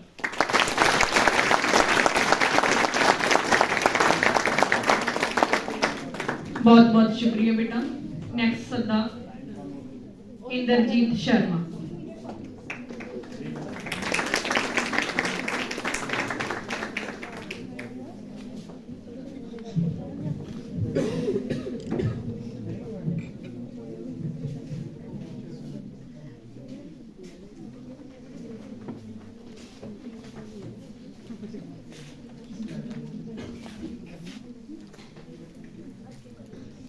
Very good morning to all of you.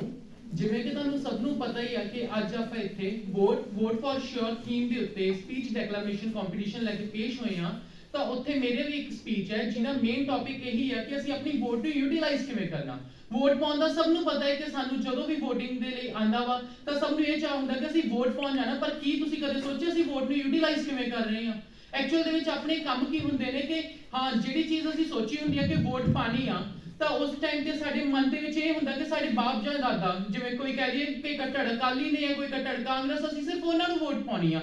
But ਕਦੇ ਨਹੀਂ ਆਪਾਂ ਇਹ ਦੇਖਦੇ ਕਿ ਉਹ ਬੰਦਾ ਸਾਡੇ ਲਈ ਕੰਮ ਕਰ ਰਿਹਾ ਵਾ ਜਾਂ ਨਹੀਂ ਕਰ ਰਿਹਾ। ਮੇਨ ਮੋਟਿਵ ਉੱਥੇ ਕੀ ਹੁੰਦਾ ਵਾ। ਠੀਕ ਆ ਤੁਹਾਡੇ ਬਾਪ ਦਾਦਾ ਨੇ ਇੱਕ ਸੋਚ ਕੇ ਕੀਤਾ ਹੋਣਾ ਕਿ ਉਸ ਟਾਈਮ ਤੇ ਉਹ ਬੰਦਾ ਬਹੁਤ ਅੱਛਾ ਹੋਏਗਾ, ਬਹੁਤ ਵਧੀਆ ਕੰਮ ਕਰਦਾ ਹੋਏਗਾ, ਪਰ ਜ਼ਰੂਰੀ ਨਹੀਂ ਹੁੰਦਾ ਕਿ ਉਹ ਸੀਟ ਤੇ ਜਿਹੜਾ ਵੀ ਬੰਦਾ ਖੜੂਗਾ ਬਹੁਤ ਅੱਛਾ ਹੀ ਹੋਏਗਾ। ਆਪਣੇ ਲਈ ਹਮੇਸ਼ਾ ਇਹ ਚੀਜ਼ ਨੂੰ ਸੋਚਣਾ ਚਾਹੀਦਾ ਹੁੰਦਾ ਵਾ ਕਿ ਹਾਂ ਵੀ ਅਸੀਂ ਸਿਰਫ ਉਹ ਬੰਦੇ ਨੂੰ ਚੂਜ਼ ਕਰਨਾ ਜਿਹੜਾ ਸਾਡੇ ਲਈ ਕੰਮ ਕਰੇ, ਜੋ ਸਾਡੇ ਲਈ ਸੋਚੇ। ਹਮੇਸ਼ਾ ਇਹ ਚੀਜ਼ ਨੂੰ ਨੋਟ ਕਰੋ ਕਿ ਉਹ ਬੰਦਾ ਕੀ ਪੜ੍ਹਿਆ ਲਿਖਿਆ ਹੈ, ਕਿਉਂਕਿ ਜੇ ਕੋਈ ਅਨਪੜ੍ਹ ਸਾਡੇ ਕੋਲੇ ਆ ਜਾਂਦਾ, ਆਪਾਂ ਸਿਰਫ ਉਹਨੂੰ ਇੱਕ ਜਾਤੀਵਾਦੀ ਦੇ ਨਾਮ ਤੇ ਵੋਟ ਪਾ ਦਿੰਦੇ ਆ, ਤਾਂ ਉਹ ਸਾਡੇ ਲਈ ਕੀ ਕਰ ਸਕਦਾ। ਜਦੋਂ ਉਹਨਾਂ ਨੇ ਆਪਣੀਆਂ ਵੋਟਾਂ ਮੰਗਣੀਆਂ ਹੁੰਦੀਆਂ ਹਨ, ਭਾਸ਼ਣ ਤੱਕ ਤਾਂ ਉਹ ਆਪ ਖੁਦ ਤਿਆਰ ਨਹੀਂ ਕਰਦੇ, ਉਹਨਾਂ ਲਈ ਤਾਂ ਉਹਨਾਂ ਨੇ ਬੰਦੇ ਰੱਖੇ ਹੁੰਦੇ ਹਨ। ਤੇ ਜਿਹੜਾ ਬੰਦਾ ਇੱਕ ਆਪਦੇ ਵਿਚਾਰ ਨਹੀਂ ਖੁੱਲ ਕੇ ਪੇਸ਼ ਕਰ ਸਕਦਾ, ਕੀ ਉਹ ਸਾਡੇ ਲਈ ਕੁਝ ਕਰ ਸਕੂਗਾ। ਅਸੀਂ ਇੱਕ ਵੋਟ ਪਾਉਣ ਦੇ ਲਈ ਅਸੀਂ ਸਿਰਫ ਆਪਣਾ ਇੱਕ ਇਹੀ ਸੋਚਦੇ ਹਾਂ ਜਰੀਆ ਕਿ ਹਾਂ ਅਸੀਂ ਵੋਟ ਪਾਈ ਹੈ, ਪਰ ਅਸੀਂ ਇਹ ਨਹੀਂ ਸੋਚਦੇ ਕਿ ਅਗਲੇ 5 ਸਾਲਾਂ ਦੇ ਵਿੱਚ ਸਾਨੂੰ ਉਹਦਾ ਕੀ ਰਿਜ਼ਲਟ ਮਿਲੂਗਾ, 5 ਸਾਲਾਂ ਦੇ ਵਿੱਚ ਸਾਨੂੰ ਉਹਦਾ ਕੀ ਖਾਮਜ਼ਾਮਾ ਭੁਗਤਣਾ ਪਵੇਗਾ। ਵੋਟ ਪਾਉਣ ਦੇ ਲਈ ਹਮੇਸ਼ਾ ਇਹ ਚੀਜ਼ ਨੂੰ ਨੋਟ ਕਰਨਾ ਚਾਹੀਦਾ ਵਾ ਸਾਨੂੰ ਕਿ ਬੰਦੇ ਦੀ ਕੁਆਲੀਫਿਕੇਸ਼ਨ ਕੀ ਆ, ਬੰਦੇ ਨੇ ਕੰਮ ਕੀ ਕੀਤਾ ਵਾ ਤੇ ਕੀ ਕੱਲ ਨੂੰ ਸਾਡੇ ਲਈ ਉਹ ਕੀ ਕਰੂਗਾ। ਇਸ ਤੋਂ ਇਲਾਵਾ ਜਦੋਂ ਆਪਾਂ ਹਮੇਸ਼ਾ ਦੇਖਦੇ ਕਿ ਕੋਈ ਸਾਡੇ ਚਾਚੇ ਤਾਏ ਲੱਗਦੇ, ਸਾਡੀ ਦੂਰ ਦੇ ਰਿਸ਼ਤੇਦਾਰ ਚ ਆਪਾਂ ਇਹਨੂੰ ਵੋਟ ਪਾਉਣੀ ਆ, ਤੇ ਉੱਥੇ ਹੀ ਆਪਣਾ ਅਸੀਂ ਸਾਰਾ ਕੰਮ ਖਰਾਬ ਕਰ ਲੈਂਦੇ ਹਾਂ। ਜਦੋਂ ਕੋਈ ਬਾਹਰ ਕੈਨੇਡਾ ਅਮਰੀਕਾ ਦੇ ਵਿੱਚ ਜਾਂਦਾ, ਉੱਥੇ ਮੇਨ ਮੋਟਿਵ ਕੀ ਹੁੰਦਾ ਸਭ ਦਾ ਕਿ ਅਸੀਂ ਦੇਖਦੇ ਹਾਂ ਕਿ ਉਹ ਬੰਦੇ ਨੇ ਕੀ ਕੀਤਾ ਵਾ, ਉਹ ਬੰਦਾ ਸਾਡੇ ਲਈ ਕੀ ਕਰ ਸਕਦਾ ਵਾ, ਤੇ ਤਾਂ ਹੀ ਉਹ ਦੇਸ਼ ਬਾਅਦ ਚੋਂ ਸਾਡੇ ਲਈ ਤਰੱਕੀਆਂ ਕਰਦਾ। ਪਰ ਜੇ ਅਸੀਂ ਸੋਚੀਏ ਇੰਡੀਆ ਦੇ ਵਿੱਚ, ਤਾਂ ਉੱਥੇ ਅਸੀਂ ਇਹ ਚੀਜ਼ਾਂ ਨੂੰ ਨਹੀਂ ਕਰਦੇ ਕਿਉਂਕਿ ਉਹ ਬੰਦਾ ਪਹਿਲਾਂ ਹੀ ਨਹੀਂ ਸਾਡੇ ਲਈ ਕੁਝ ਕਰ ਪਾਉਂਦਾ ਹੈ। ਇਸ ਤੋਂ ਇਲਾਵਾ ਜੇ ਅਸੀਂ ਦੇਖੀਏ ਤਾਂ ਵੋਟ ਪਾਉਣ ਦਾ ਹੱਕ ਸਭ ਨੂੰ ਆਪਣਾ ਹੁੰਦਾ ਵਾ। ਇਹ ਨਹੀਂ ਚੀਜ਼ ਹੁੰਦੀ ਆਪਾਂ ਘਰੇ ਕੀ ਕਰਦੇ ਨੇ ਕਿ ਘਰ ਦੀਆਂ ਲੇਡੀਜ਼ ਨੇ ਅਸੀਂ ਜਿਹਨੂੰ ਕਹਿਤਾ ਉਹਨੇ ਵੋਟ ਪਾਉਣੀ ਆ, ਨਹੀਂ, ਉਹਨਾਂ ਨੂੰ ਵੀ ਪਤਾ ਹੁੰਦਾ ਕਿ ਉਹਨਾਂ ਲਈ ਕੌਣ ਸੋਚਦਾ ਵਾ, ਉਹਨਾਂ ਨੂੰ ਕਿਹੜੀਆਂ ਫੈਸਿਲਿਟੀਜ਼ ਮਿਲਦੀਆਂ ਨੇ, ਤੇ ਉਹਨਾਂ ਨੂੰ ਉਹਨਾਂ ਦੀ ਬੇਸਿਸ ਦੇ ਉੱਤੇ ਹੀ ਵੋਟ ਪਾਉਣੀ ਚਾਹੀਦੀ ਆ। ਸੋ ਵੋਟ ਪਾਉਣ ਦਾ ਹੱਕ ਸਭ ਨੂੰ ਇਹ ਚੀਜ਼ ਆ ਕਿ ਆਪਣੇ ਆਪ ਤੱਕ ਨਹੀਂ ਸੀਮਤ ਆਪਣੇ ਆਪ ਤੱਕ ਸੀਮਤ ਇਸ ਤਰ੍ਹਾਂ ਨਾਲ ਰੱਖਣਾ ਚਾਹੀਦਾ ਕਿ ਵੋਟ ਸਿਰਫ ਉਹਨੂੰ ਪਾਓ ਜਿਹੜਾ ਸਾਡੇ ਲਈ ਕੁਝ ਕਰ ਸਕੇ।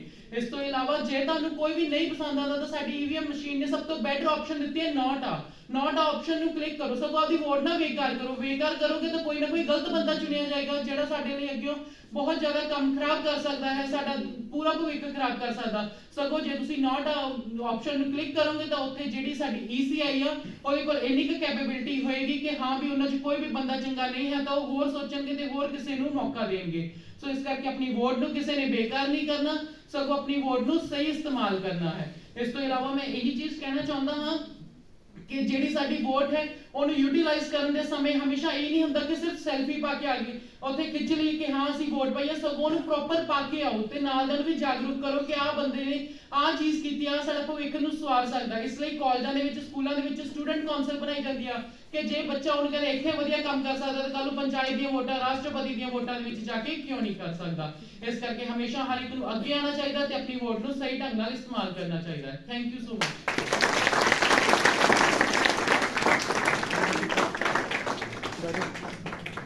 बहुत बहुत शुक्रिया बेटा। नेक्स्ट सदा डॉली बांसल। Dolly Bansal 1321 roll number.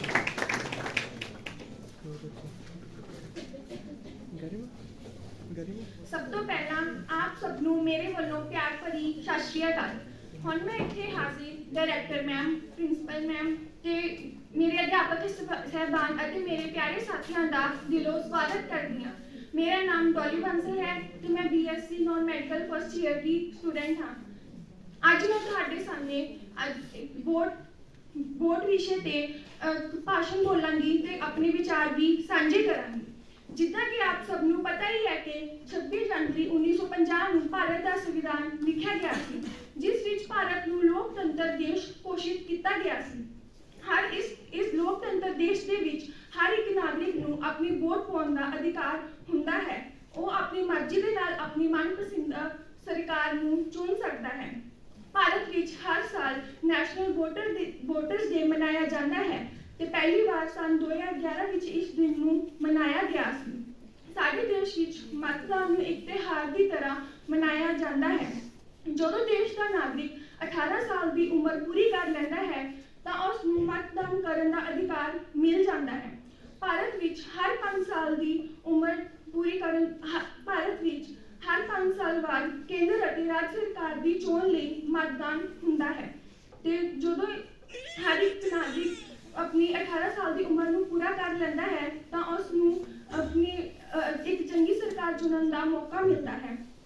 ਪਰ ਕੁਝ ਲੋਕ ਏਦਾਂ ਦੇ ਵੀ ਹੁੰਦੇ ਹਨ ਜੋ ਵੋਟ ਦੀ ਕੀਮਤ ਨੂੰ ਨਹੀਂ ਸਮਝਦੇ ਤੇ ਮਤਦਾਨ ਨਹੀਂ ਕਰਦੇ। ਪਰ ਸੱਚ ਤਾਂ ਇਹ ਹੈ ਕਿ ਇੱਕ ਵੋਟ ਦੀ ਕੀਮਤ ਬਹੁਤ ਜ਼ਰੂਰੀ ਹੁੰਦੀ ਹੈ। ਹਰ ਇੱਕ ਵੋਟ ਦੀ ਇੰਨੀ ਕੀਮਤ ਹੁੰਦੀ ਹੈ ਕਿ ਆਪਾਂ ਇਸ ਨਾਲ ਆਪਣੀ ਹਰ ਇੱਕ ਚੰਗੀ ਸਰਕਾਰ ਨੂੰ ਚੁਣ ਸਕਦੇ ਹਾਂ। ਤੇ ਵੋਟ ਪਾਉਣਾ ਨਾ ਕਿ ਸਿਰਫ ਆਪਣਾ ਅਧਿਕਾਰ ਹੈ, ਇਹ ਆਪਣੀ ਜ਼ਿੰਮੇਵਾਰੀ ਵੀ ਹੈ ਕਿ ਆਪਾਂ ਇੱਕ ਵਧੀਆ ਸਰਕਾਰ ਨੂੰ ਚੁਣੀਏ।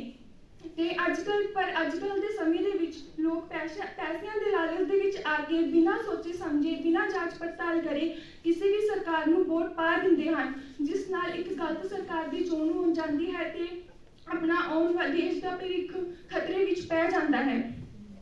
ਅਖੀਰ ਦੇ ਵਿੱਚ ਮੈਂ ਤੁਹਾਨੂੰ ਇਹ ਕਹਾਂਗੀ, ਇਹ ਕੁਝ ਲਾਈਨਾਂ ਬੋਲਣਾ ਚਾਹਾਂਗੀ।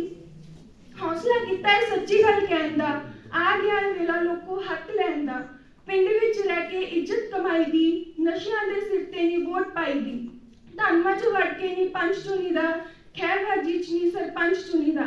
ਮਾਰ ਕੇ ਜ਼ਮੀਰ ਅਣਖ ਨਹੀਂ ਵਿਖਾਈ ਦੀ, ਨਸ਼ਿਆਂ ਦੇ ਸਿਰ ਤੇ ਨਹੀਂ ਵੋਟ ਪਾਈ ਦੀ, ਨਸ਼ਿਆਂ ਦੇ ਸਿਰ ਤੇ ਨਹੀਂ ਵੋਟ ਪਾਈ ਦੀ। ਧੰਨਵਾਦ।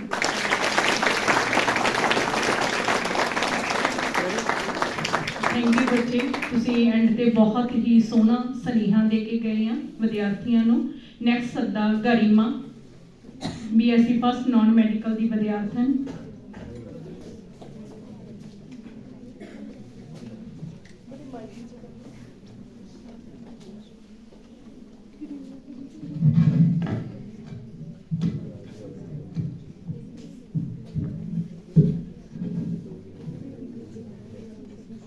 ਸਤਿਕਾਰਯੋਗ ਡਾਇਰੈਕਟਰ ਮੈਮ, ਅਧਿਆਪਕ ਸਾਹਿਬਾਨ ਅਤੇ ਮੇਰੇ ਪਿਆਰੇ ਸਾਥੀਓ, ਆਪ ਸਭ ਨੂੰ ਮੇਰੇ ਵੱਲੋਂ ਪਿਆਰ ਭਰੀ ਸਤਿ ਸ਼੍ਰੀ ਅਕਾਲ। ਮੈਂ ਅੱਜ ਦੇ ਇਸ ਪ੍ਰੋਗਰਾਮ ਜਿਸ ਦਾ ਨਾਮ nothing like voting I sure for vote ਵਿੱਚ ਤੁਹਾਡਾ ਸਭ ਦਾ ਨਿੱਘਾ ਸਵਾਗਤ ਕਰਦੀ ਹਾਂ।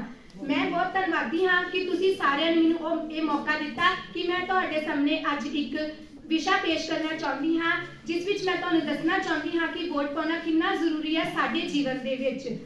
ਇਸ ਪ੍ਰੋਗਰਾਮ ਵਿੱਚ ਮੈਂ ਤੁਹਾਨੂੰ ਵੋਟ ਦੀ ਮਹੱਤਤਾ ਬਾਰੇ ਦੱਸਣਾ ਚਾਹੁੰਦੀ ਹਾਂ ਕਿ ਤੁਹਾਨੂੰ ਸਭ ਨੂੰ ਪਤਾ ਹੈ ਕਿ ਅਸੀਂ ਵੋਟ ਕਿਉਂ ਪਾਉਂਦੇ ਹਾਂ ਅਤੇ ਵੋਟ ਪਾਉਣ ਦਾ ਸਾਡੇ ਜੀਵਨ ਵਿੱਚ ਕਿੰਨਾ ਕੁ ਮਹੱਤਵ ਹੈ। ਅੱਜ ਮੈਂ ਤੁਹਾਨੂੰ ਦੱਸਾਂਗੀ ਕਿ ਵੋਟ ਪਾਉਣਾ ਕਿੰਨਾ ਜ਼ਰੂਰੀ ਹੈ।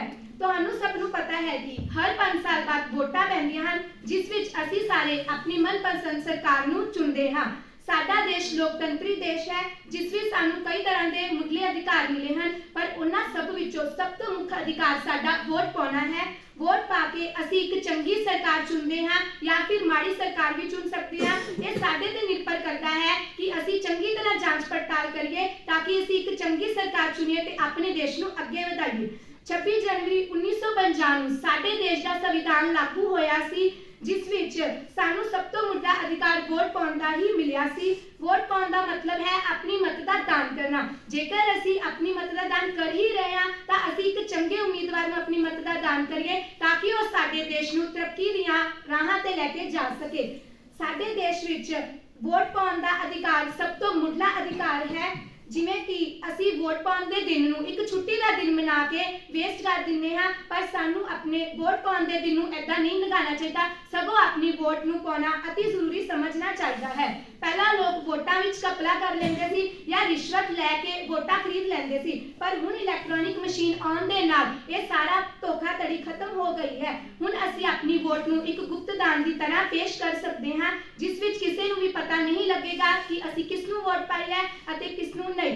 बट ਅਸੀਂ ਇਹ ਸੋਚਦੇ ਹਾਂ ਕਿ ਇੱਕ ਵੋਟ ਪਾਉਣ ਨਾਲ ਕੁਝ ਨਹੀਂ ਹੋਵੇਗਾ, ਪਰ ਇਹ ਸਾਡੀ ਬਹੁਤ ਗਲਤ ਸੋਚ ਹੈ। ਇੱਕ ਵੋਟ ਪਾਉਣ ਨਾਲ ਅਸੀਂ ਇੱਕ ਚੰਗੀ ਸਰਕਾਰ ਚੁਣ ਸਕਦੇ ਹਾਂ, ਜਿਸ ਨਾਲ ਸਾਡਾ ਦੇਸ਼ ਤੇ ਸਾਡੇ ਨਾਗਰਿਕਾਂ ਦਾ ਭਵਿੱਖ ਸੁਧਰ ਸਕਦਾ ਹੈ।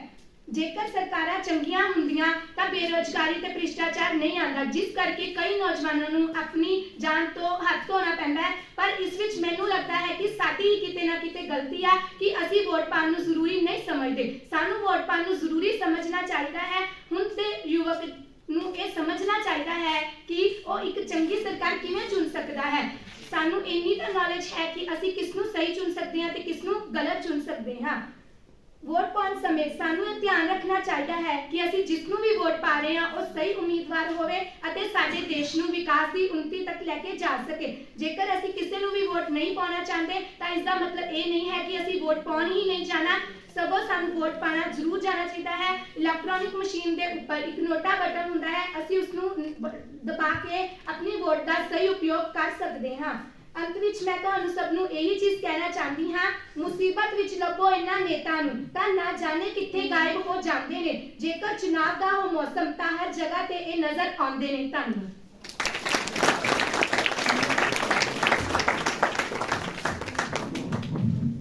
बहुत बहुत शुक्रिया बेटा। नैक्सट सदा महक BSc फर्स्ट नॉन मैडिकल दी विद्यार्थन।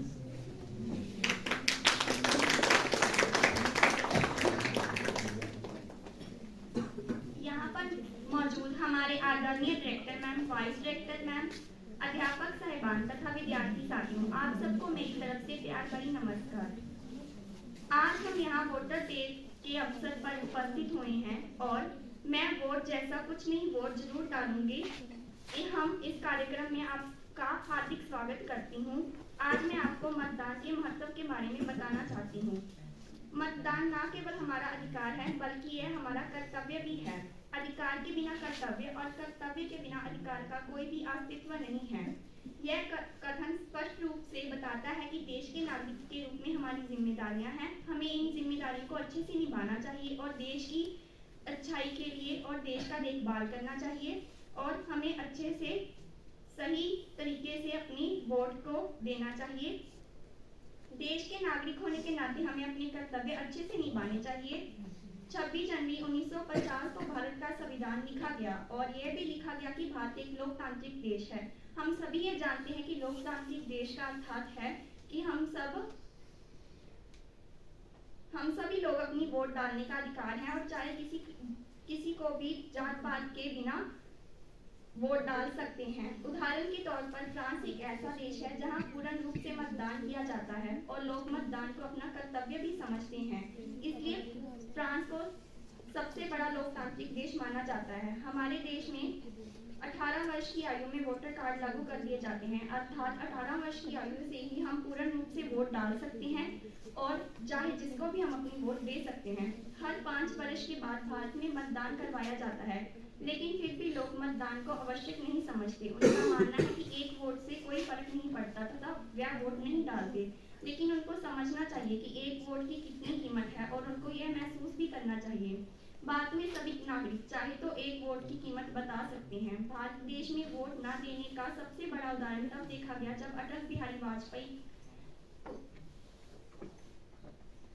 जब अटल बिहारी वाजपेयी के समय 13 दिन के बाद दोबारा से वोट दान करवाया गया था। इस समय सरकार और आम आदमी दोनों को ही बहुत दिक्कतें आई थी, क्योंकि उस समय आप लोगों ने सही प्रकार से मतदान नहीं किया था, जिसकी वजह से ये परेशानियां उठानी पड़ी थी। देखा जाए तो मतदान में इतनी शक्ति होती है कि वे अपनी मातृभाषा तक निर्धारित कर सकती है। इसकी सबसे बड़ी उदाहरण अमेरिका है। मतदान सिर्फ सरकार के लिए ही नहीं बल्कि आम नागरिकों के लिए भी जरूरी है, लेकिन हमारे देश में लोग मतदान को गंभीर नहीं लेते। हमारे और इसको बेकार समझते हैं। लोगों की इस सोच को बदलने के लिए सरकार रैलियां तथा प्रचार करती हैं। इस पर काफी पैसा बर्बाद होता है। अगर लोग अच्छे से वोट डालें तो इन रैलियों और प्रचारों की जरूरत नहीं पड़ेगी और ये पैसा बचकर हम आम आदमी की लोगों को और देश की देखभाल के लिए लगाया जा सकता है। धन्यवाद। बहुत बहुत शुक्रिया बेटा। इन्हां विद्यार्थियों ने बड़े ही सुचੱਜੇ ढंग ਦੇ ਨਾਲ ਆਪਣੇ ਵਿਚਾਰ ਇਸ ਦਿਨ ਦੇ ਸੰਬੰਧ ਵਿੱਚ ਪੇਸ਼ ਕੀਤੇ ਹਨ ਤੇ ਜੱਜ ਸਾਹਿਬਾਨ ਨੂੰ ਬੇਨਤੀ ਹੈ ਕਿ ਉਹ ਆਪਣਾ ਰਿਜ਼ਲਟ ਤਿਆਰ ਕਰ ਲੈਣ। ਮੈਂ ਨੈਕਸਟ ਸੱਦਾ ਪੋਸਟਰ ਮੇਕਿੰਗ ਦੇ ਮੁਕਾਬਲਿਆਂ ਦੇ ਲਈ ਵਿਦਿਆਰਥੀਆਂ ਨੂੰ ਬੁਲਾ ਰਹੀ ਹਾਂ ਕਿ ਇਸ ਦਿਨ ਦੇ ਸੰਬੰਧ ਵਿੱਚ ਉਹਨਾਂ ਦੁਆਰਾ ਪੋਸਟਰ ਬਣਾਏ ਗਏ ਨੇ ਤੇ ਇਸ ਇਵੈਂਟ ਦੇ ਨਤੀਜਿਆਂ ਦੀ judgement professor Amandeep Kaur zoology department professor Amandeep Kaur ਦੁਆਰਾ ਦੇਖਰੇਖ ਹੇਠ ਇਹ ਮੁਕਾਬਲੇ ਹੋਏ ਨੇ। ਪ੍ਰੋਫੈਸਰ ਕੁਲਵਿੰਦਰ ਸਿੰਘ ਜੱਜ ਸਾਹਿਬਾਨ ਤੇ ਪ੍ਰੋਫੈਸਰ ਡਿੰਪਲ ਪਾਚਾ। ਪਹਿਲਾ ਸੱਦਾ ਰਣਦੀਪ ਕੌਰ, ਇਹ ਵਿਦਿਆਰਥੀ ਆਪਣੇ ਪੋਸਟਰ ਲੈ ਕੇ ਸਟੇਜ ਤੇ ਆ ਜਾਣ। ਦੂਸਰਾ Gopinder Kaur, Sajanjeet Kaur, Gurbaj Singh, Randeep Kaur, Jopinder Kaur, Sajanjeet Kaur, Gurbaj Singh, Dilpreet Singh, Arshpreet Singh, Amritjot Kaur,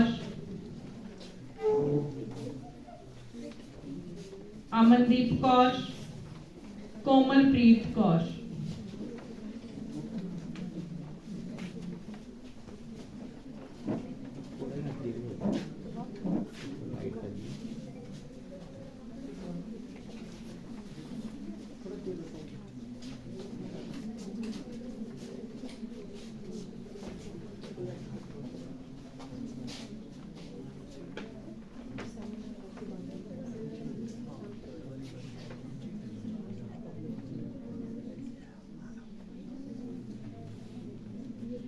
college director ma'am ਨੂੰ ਮੈਂ ਸਟੇਜ ਤੇ ਆਉਣ ਦਾ ਸੱਦਾ ਦਿੰਦੀ ਹਾਂ ਕਿ ਉਹ ਇਹਨਾਂ ਵਿਦਿਆਰਥੀਆਂ ਦੇ ਪੋਸਟਰ ਇੱਕ ਵਾਰੀ ਦੇਖ ਲੈਣ। Program convener professor Sarabjit Kaur Sidhu ਤੇ ਨਾਲ ਹੀ ਜੱਜ ਸਾਹਿਬਾਨਾਂ ਨੂੰ ਇਸ ਇਵੈਂਟ ਦੇ ਜੱਜ ਸਾਹਿਬਾਨਾਂ ਨੂੰ ਮੇਰੀ ਬੇਨਤੀ ਹੈ। ਡਿੰਪਲ ਪਾਲਚਾ, ਅਮਨਦੀਪ ਕੌਰ ਜ਼ੂਲॉजी ਵਿਭਾਗ, ਸ਼੍ਰੀ ਕੁਲਵਿੰਦਰ ਸਿੰਘ,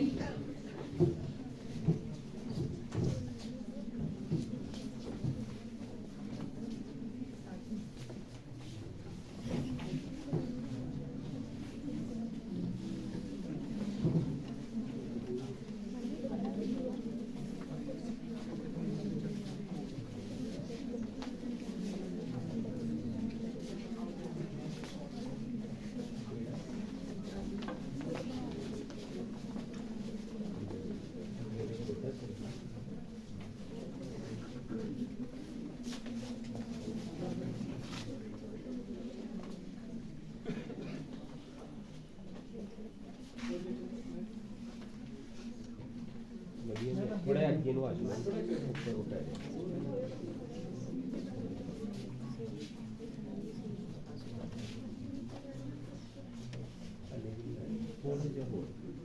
वो पीछे रह रहे हैं लाइट थोड़ा आगे नु हो जाओ मैं लड़की अगे पोस्टर लेके ना थोड़ा जा तुसी बैठ जाओ बेटा, थोड़ा बच्चे अगे बैठ जाओ। कोमल बैठ जाओ बेटा नीचे।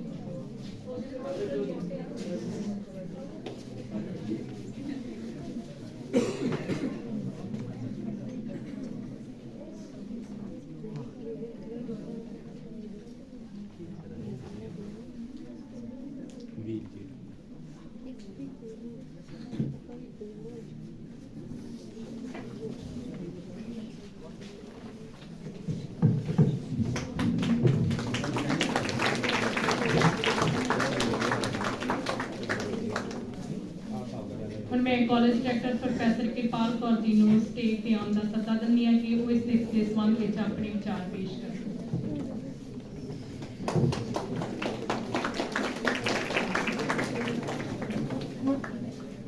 ਹਾਂਜੀ ਬੇਟਾ, ਸਭ ਤੋਂ ਪਹਿਲਾਂ ਤਾਂ ਆਮ ਰੀਅਲੀ ਫੀਲਿੰਗ ਪ੍ਰਾਊਡ ਟੁਡੇ। ਬਹੁਤ ਅੱਛਾ ਜਿੱਦਾਂ ਤੁਸੀਂ ਸਾਰਿਆਂ ਨੇ ਪ੍ਰੈਜ਼ੈਂਟ ਕੀਤਾ, ਸਪੈਸ਼ਲੀ ਸਿਮਰਨ ਨੇ ਬਹੁਤ ਹੀ ਡਿਟੇਲ ਤੁਹਾਨੂੰ ਸਾਰਿਆਂ ਨੂੰ ਦੱਸਿਆ ਕਿ ਕਿਸ ਤਰ੍ਹਾਂ ਤੁਸੀਂ ਵੋਟ ਬਣਾ ਸਕਦੇ ਹੋ। ਤੇ ਲੈਟਸ ਟੇਕ ਅ ਪਲੇਜ ਤਾਂ ਵੈਸੇ ਅਸੀਂ ਲੈ ਲਈ, ਪਰ ਅਸੀਂ ਇਹ ਵੀ ਨਾਲ ਆਪਣੇ ਆਪ ਨੂੰ ਪ੍ਰਣ ਕਰੀਏ ਵੀ 100% ਵੋਟ ਬਣ ਜਾਏਗੀ ਸਾਡੇ ਕਾਲਜ ਦੀ। ਵੋਟ ਦੀ ਇੰਪੋਰਟੈਂਸ ਸਾਰੇ ਬੱਚਿਆਂ ਨੇ ਬਹੁਤ ਹੀ ਖੂਬਸੂਰਤ ਤਰੀਕੇ ਨਾਲ ਦੱਸੀ ਹੈ ਤੇ ਮੈਨੂੰ ਇਹ ਲੱਗਦਾ ਹੈ ਕਿ ਮੇਰੇ ਕਹਿਣ ਨੂੰ ਕੁਝ ਬਹੁਤਾ ਬਚਿਆ ਨਹੀਂ, ਪਰ ਮੈਂ ਤੁਹਾਨੂੰ ਪ੍ਰੈਕਟੀਕਲ, ਇਹ ਸਾਰੇ ਬੱਚਿਆਂ ਨੇ ਥਿਓਰੈਟੀਕਲ ਗੱਲਾਂ ਦੱਸੀਆਂ ਤੁਹਾਨੂੰ। ਬੇਟਾ ਅਸੀਂ ਜਿਹੜੇ ਗਵਰਨਮੈਂਟ ਇੰਪਲੋਈ ਆ, ਰਾਈਟ ਫਰੋਮ ਬਿਗਨਿੰਗ, ਜਦੋਂ ਵੀ ਇਲੈਕਸ਼ਨ ਹੁੰਦੇ ਆ, ਜਿਹੜਾ ਵੀ ਇਲੈਕਸ਼ਨ ਹੋਵੇ, ਸਾਡੀ ਡਿਊਟੀ ਲੱਗਦੀ ਹੈ। So I am a witness to so many elections. ਮੈਂ ਬਹੁਤ ਸਾਰੇ ਇਲੈਕਸ਼ਨ ਦੇਖੇ ਆ, ਹਰੇਕ 'ਚ ਡਿਊਟੀਆਂ ਵੀ ਦਿੱਤੀਆਂ ਹੈਗੀਆਂ ਤੇ ਮੈਂ ਤੁਹਾਨੂੰ ਐਸ਼ੋਰ ਕਰਦੀ, ਕਈ ਲੋਕ ਕਹਿ ਦਿੰਦੇ ਨਾ ਇੱਦਾਂ ਹੋ ਜਾਂਦਾ ਉੱਦਾਂ ਹੋ ਜਾਂਦਾ, ਮੈਂ ਬਹੁਤ ਡਿਊਟੀਜ਼ ਦਿੱਤੀਆਂ।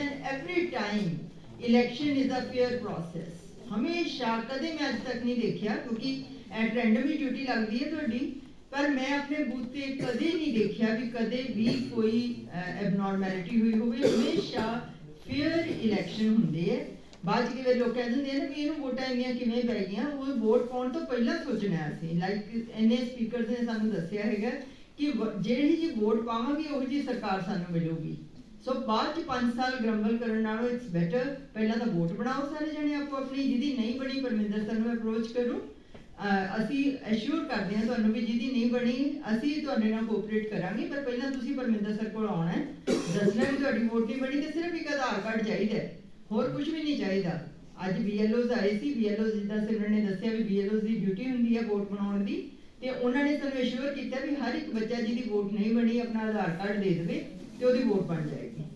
ਸੋ ਸਰ ਕੋਲ ਆਓ, ਆਪਣੇ ਵੋਟ ਬਣਵਾਓ। ਉਸ ਤੋਂ ਬਾਅਦ ਜਦੋਂ ਇਲੈਕਸ਼ਨ ਆਉਣਗੇ 24 'ਚ ਆਉਣੇ ਆ ਇਲੈਕਸ਼ਨ, ਤਾਂ ਉਦੋਂ ਇਹ ਦੇਖੋ ਵੀ ਕਿਹੜਾ ਕੈਂਡੀਡੇਟ। ਅੱਜ ਕੱਲ੍ਹ ਤੁਹਾਨੂੰ ਇੱਕ ਚੀਜ਼ ਮਿਸ ਹੋ ਗਈ, ਵੈਬਸਾਈਟ ਤੇ ਇੱਕ ਇਲੈਕਸ਼ਨ ਕਮਿਸ਼ਨ ਦੀ ਵੈਬਸਾਈਟ ਹੈਗੀ, ਉਹਦੇ ਤੇ ਹਰ ਇੱਕ ਜਿਹੜਾ ਕੈਂਡੀਡੇਟ ਖੜਾ ਹੁੰਦਾ ਨਾ ਬੇਟਾ, ਉਹਦੀਆਂ ਡਿਟੇਲਸ ਹੁੰਦੀਆਂ, ਉਹਦੇ ਐਜੂਕੇਸ਼ਨਲ ਕੁਆਲੀਫਿਕੇਸ਼ਨਸ, ਉਹਦੀਆਂ ਫਾਈਨੈਂਸ਼ੀਅਲ ਇਨਫੋਰਮੇਸ਼ਨ, ਸਾਰਾ ਕੁਝ ਹੁੰਦਾ ਹੈ। ਸੋ ਆਪਣੀ ਕੌਂਸਟੀਚੁਐਂਸੀ 'ਚੋਂ ਜਿਹੜਾ ਵੀ ਬੰਦਾ ਖੜਾ ਹੋਊਗਾ ਤਾਂ ਤੁਸੀਂ ਵੈਬਸਾਈਟ ਤੇ ਜਾ ਕੇ ਡਿਟੇਲਸ ਪੜ੍ਹ ਸਕਦੇ ਹੋ ਤੇ ਫਿਰ ਡਿਸਾਈਡ ਕਰ ਸਕਦੇ ਹੋ ਵੀ ਕਿਹੜਾ ਕੈਂਡੀਡੇਟ ਬੈਟਰ ਹੈ ਸਾਡੇ ਕੌਂਸਟੀਚੁਐਂਸੀ ਵਾਸਤੇ। ਸੋ ਇਟਸ ਬੈਟਰ ਪਹਿਲਾਂ ਆਪਾਂ ਅਵੇਅਰ ਹੋ ਕੇ है ना अपनी वोट का सही इस्तेमाल करिए, ताकि बाद फिर 5 साल का वही सरकार रहनी है जी असी चूज की है, तो उदों फिर गंबल करने का कोई फायदा नहीं होना। वो तो जो असी जहिया वोटा पावांगे वही जी सरकार सानू मिल जाएगी। कहते होंगे ना कि वोट वही जी सरकार बनती जी तुसी डिजर्व करते होंगे हो।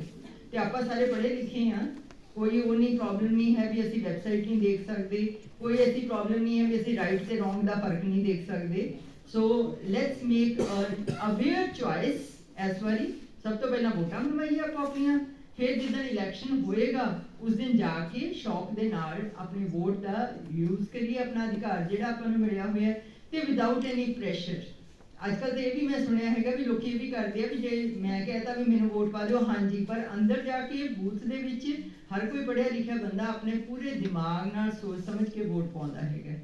सो let's make an aware choice. First अपने आप की वोट बनवा के ਤੇ ਉਸ ਤੋਂ ਬਾਅਦ ਉਸ ਵੋਟ ਦਾ ਸਹੀ ਇਸਤੇਮਾਲ ਕਰਕੇ ਤਾਂ ਕਿ ਆਪਣਾ ਕੰਟਰੀ ਲਾਈਕ ਸਿਮਰਨ ਨੇ ਕਿਹਾ ਸੀਗਾ, ਦੂਸਰੇ ਸਪੀਕਰਸ ਨੇ ਵੀ ਕਿਹਾ ਕਿ ਕੰਟਰੀ ਆਪਣਾ ਜਿਹੜਾ ਐਕਸੈਲ ਕਰ ਸਕੇ। ਉਹ ਤਾਂ ਹੀ ਕਰੂਗਾ ਜੇ ਸਾਡੀ ਸਰਕਾਰ ਸਹੀ ਇਲੈਕਟ ਕੀਤੀ ਹੋਏਗੀ। So I first of all congratulate you ਕਿ ਬਹੁਤ ਸੋਹਣਾ ਪ੍ਰੋਗਰਾਮ ਸੀਗਾ।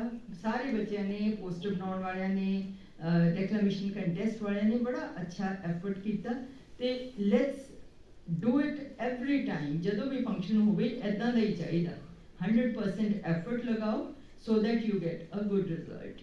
so I congratulate you once again ਤੇ ਨਾਲ ਹੀ ਮੈਂ ਹੋਪ ਕਰਦੀ ਹਾਂ ਵੀ ਹਰ ਇੱਕ ਬੱਚਾ ਆਪਣੀ ਵੋਟ ਐਪੀ ਬਣਵਾ ਲੂਗਾ। 24 ਦੇ ਇਲੈਕਸ਼ਨਾਂ ਤੋਂ ਪਹਿਲਾਂ ਆਪਣੀ ਸਭ ਦੀ ਬਣੀ ਹੋਏਗੀ। ਜਿਹਦੀ ਕੋਈ ਮੁਸ਼ਕਲ ਆਉਂਦੀ ਹੈ ਸਾਰੇ ਹੈਗੇ ਆ, ਮੈਂ ਵੀ ਹੈਗੀ ਆ, any time you come to us ਤੇ ਅਸੀਂ ਡੈਫੀਨਿਟਲੀ ਤੁਹਾਡੀ ਵੋਟ ਬਣਾਉਣ 'ਚ ਹੈਲਪ ਕਰਾਂਗੇ। Congratulation.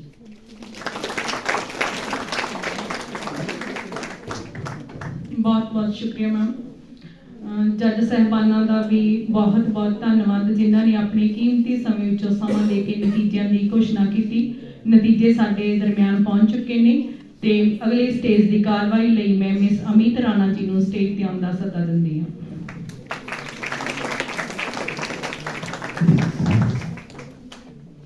Thank you so much, ma'am.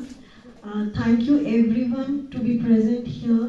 Like voting के ऊपर सबने अपने अपने views रखे. Thank you everyone. The results are with us. I would request first of all Professor Director ma'am to please come on the stage, and I would request Professor Nidhi Mahajan, Sardeep ma'am, the convener, Jatinder sir, Bedi ma'am to please come on the stage. सबसे पहले हम seminar के जो presentation दी थी सिमरन शर्मा, मैं उसको stage पे बुला रही हूँ, और उनके जो उनके प्रेजेंट मतलब मैम कोऑर्डिनेटर थे सुरभि मैम, उनको भी स्टेज पे बुला रही हूँ। Please come on the stage.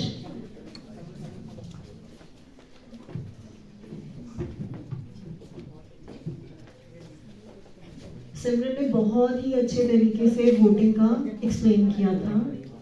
Please clap for Simran.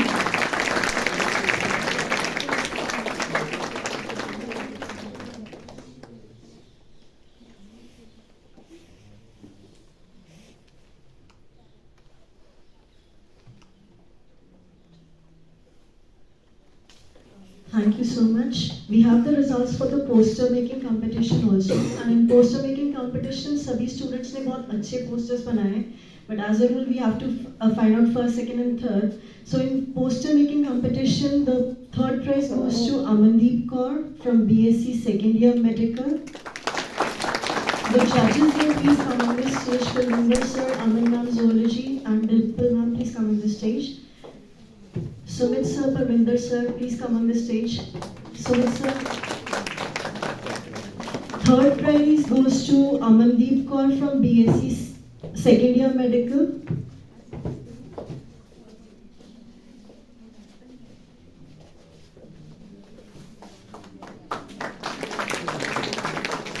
Second prize goes to Amrit Jyot Kaur from BSc second year medical again.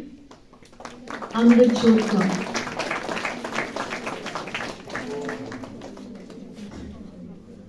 And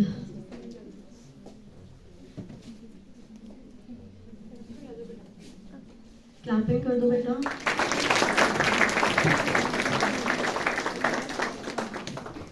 First prize goes to Sarjanjeet Kaur from MSc second year botany.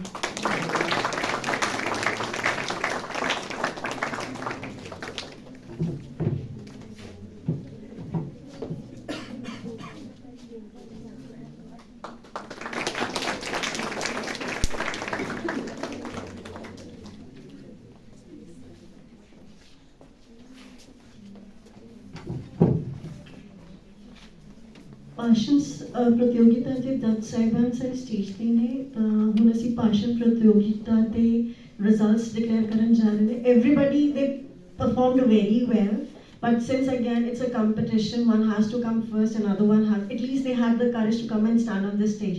So the first prize, I'll go with the third prize. Third prize goes to Garima from BSc first year non-medical.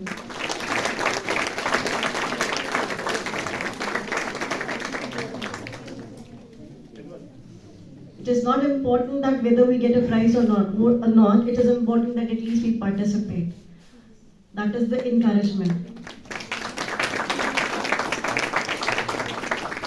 Second prize goes to Inderjeet Sharma from BSc third year medical.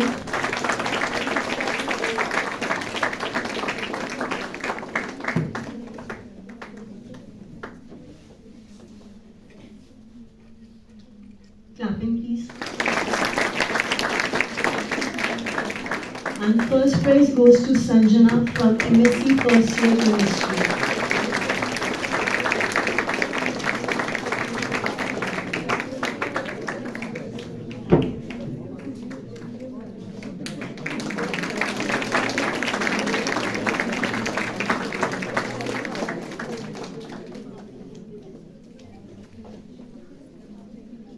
Thank you. We'll be giving the certificates to all the participants. So first of all, I'll be calling upon the stage the contestants from declamation. Mehak Sharma from BSc first year non-medical. Dolly Bansal, BSc non-medical first year. Participants from the poster making presentation also please come on, stand on the left hand side of the stage.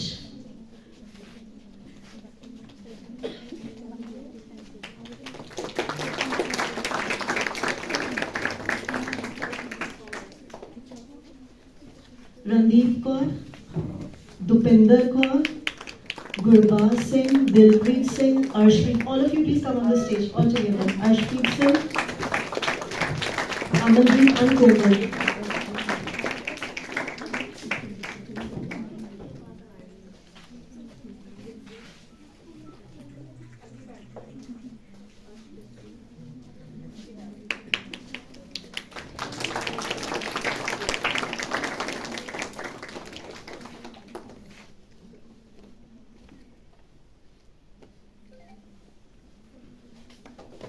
Thank you everyone. Once again, congratulations to all the participants and the winners.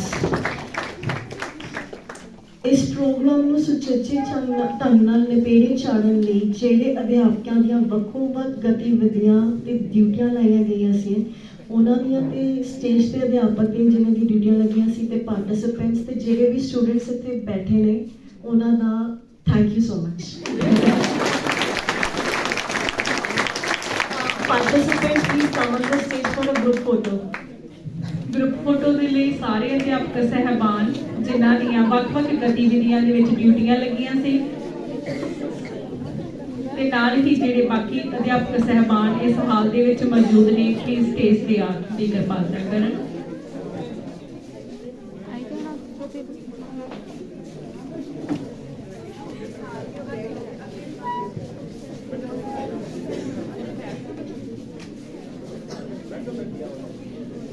ਮੈਂ ਉਹਨਾਂ ਵਿਦਿਆਰਥੀਆਂ ਨੂੰ ਵੀ ਸੱਦਾ ਦਿੰਦੀ ਹਾਂ ਜਿਨ੍ਹਾਂ ਨੇ ਇਸ ਪ੍ਰੋਗਰਾਮ ਦੇ ਵਿੱਚ ਸਾਡੇ ਨਾਲ ਕੰਮ ਕੀਤਾ।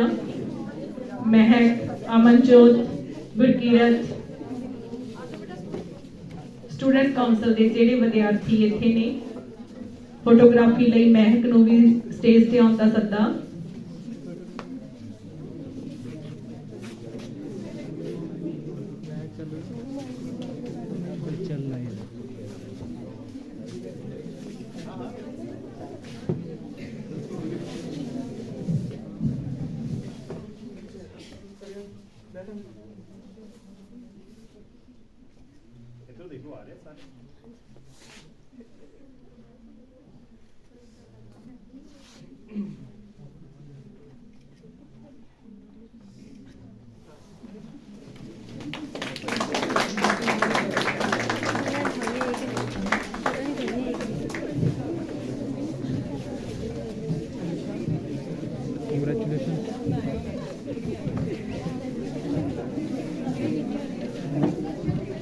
ਸਾਰੇ ਵਿਦਿਆਰਥੀ ਆਪਣੀਆਂ ਸੀਟਾਂ ਤੇ ਵਿਰਾਜਮਾਨ ਹੋ ਜਾਣ।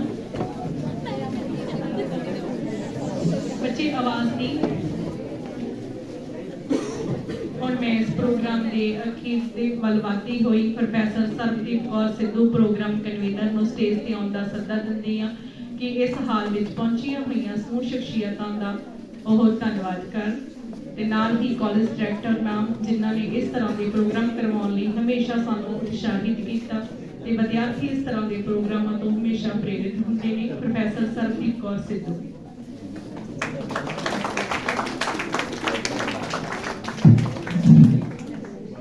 Respected Director Ma'am, Vice Director Ma'am, all the staff members, teaching as well as non-teaching, and my dear students. So it's a great honor for me to get an opportunity to thank all of you. First of all, I would like to thank our Director Madam, Mrs. Kirpal Kaur ji, who always inspire us to organize such type of programs. So thank you, ma'am. Then I would like to thank all the judges and teacher in charges of various events and all the teaching as well as non-teaching faculty members who helped us to organize this program in one or another way.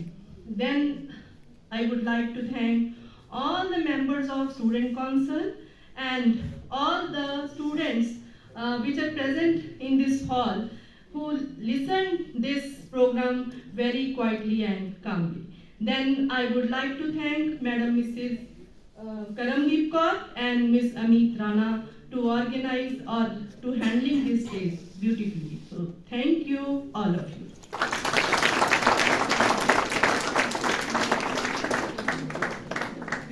Students, you will be having the regular classes after this function. First of all, director ma'am will go. After that, you people will go. We will have first of all the national anthem, and so please stand for the national anthem.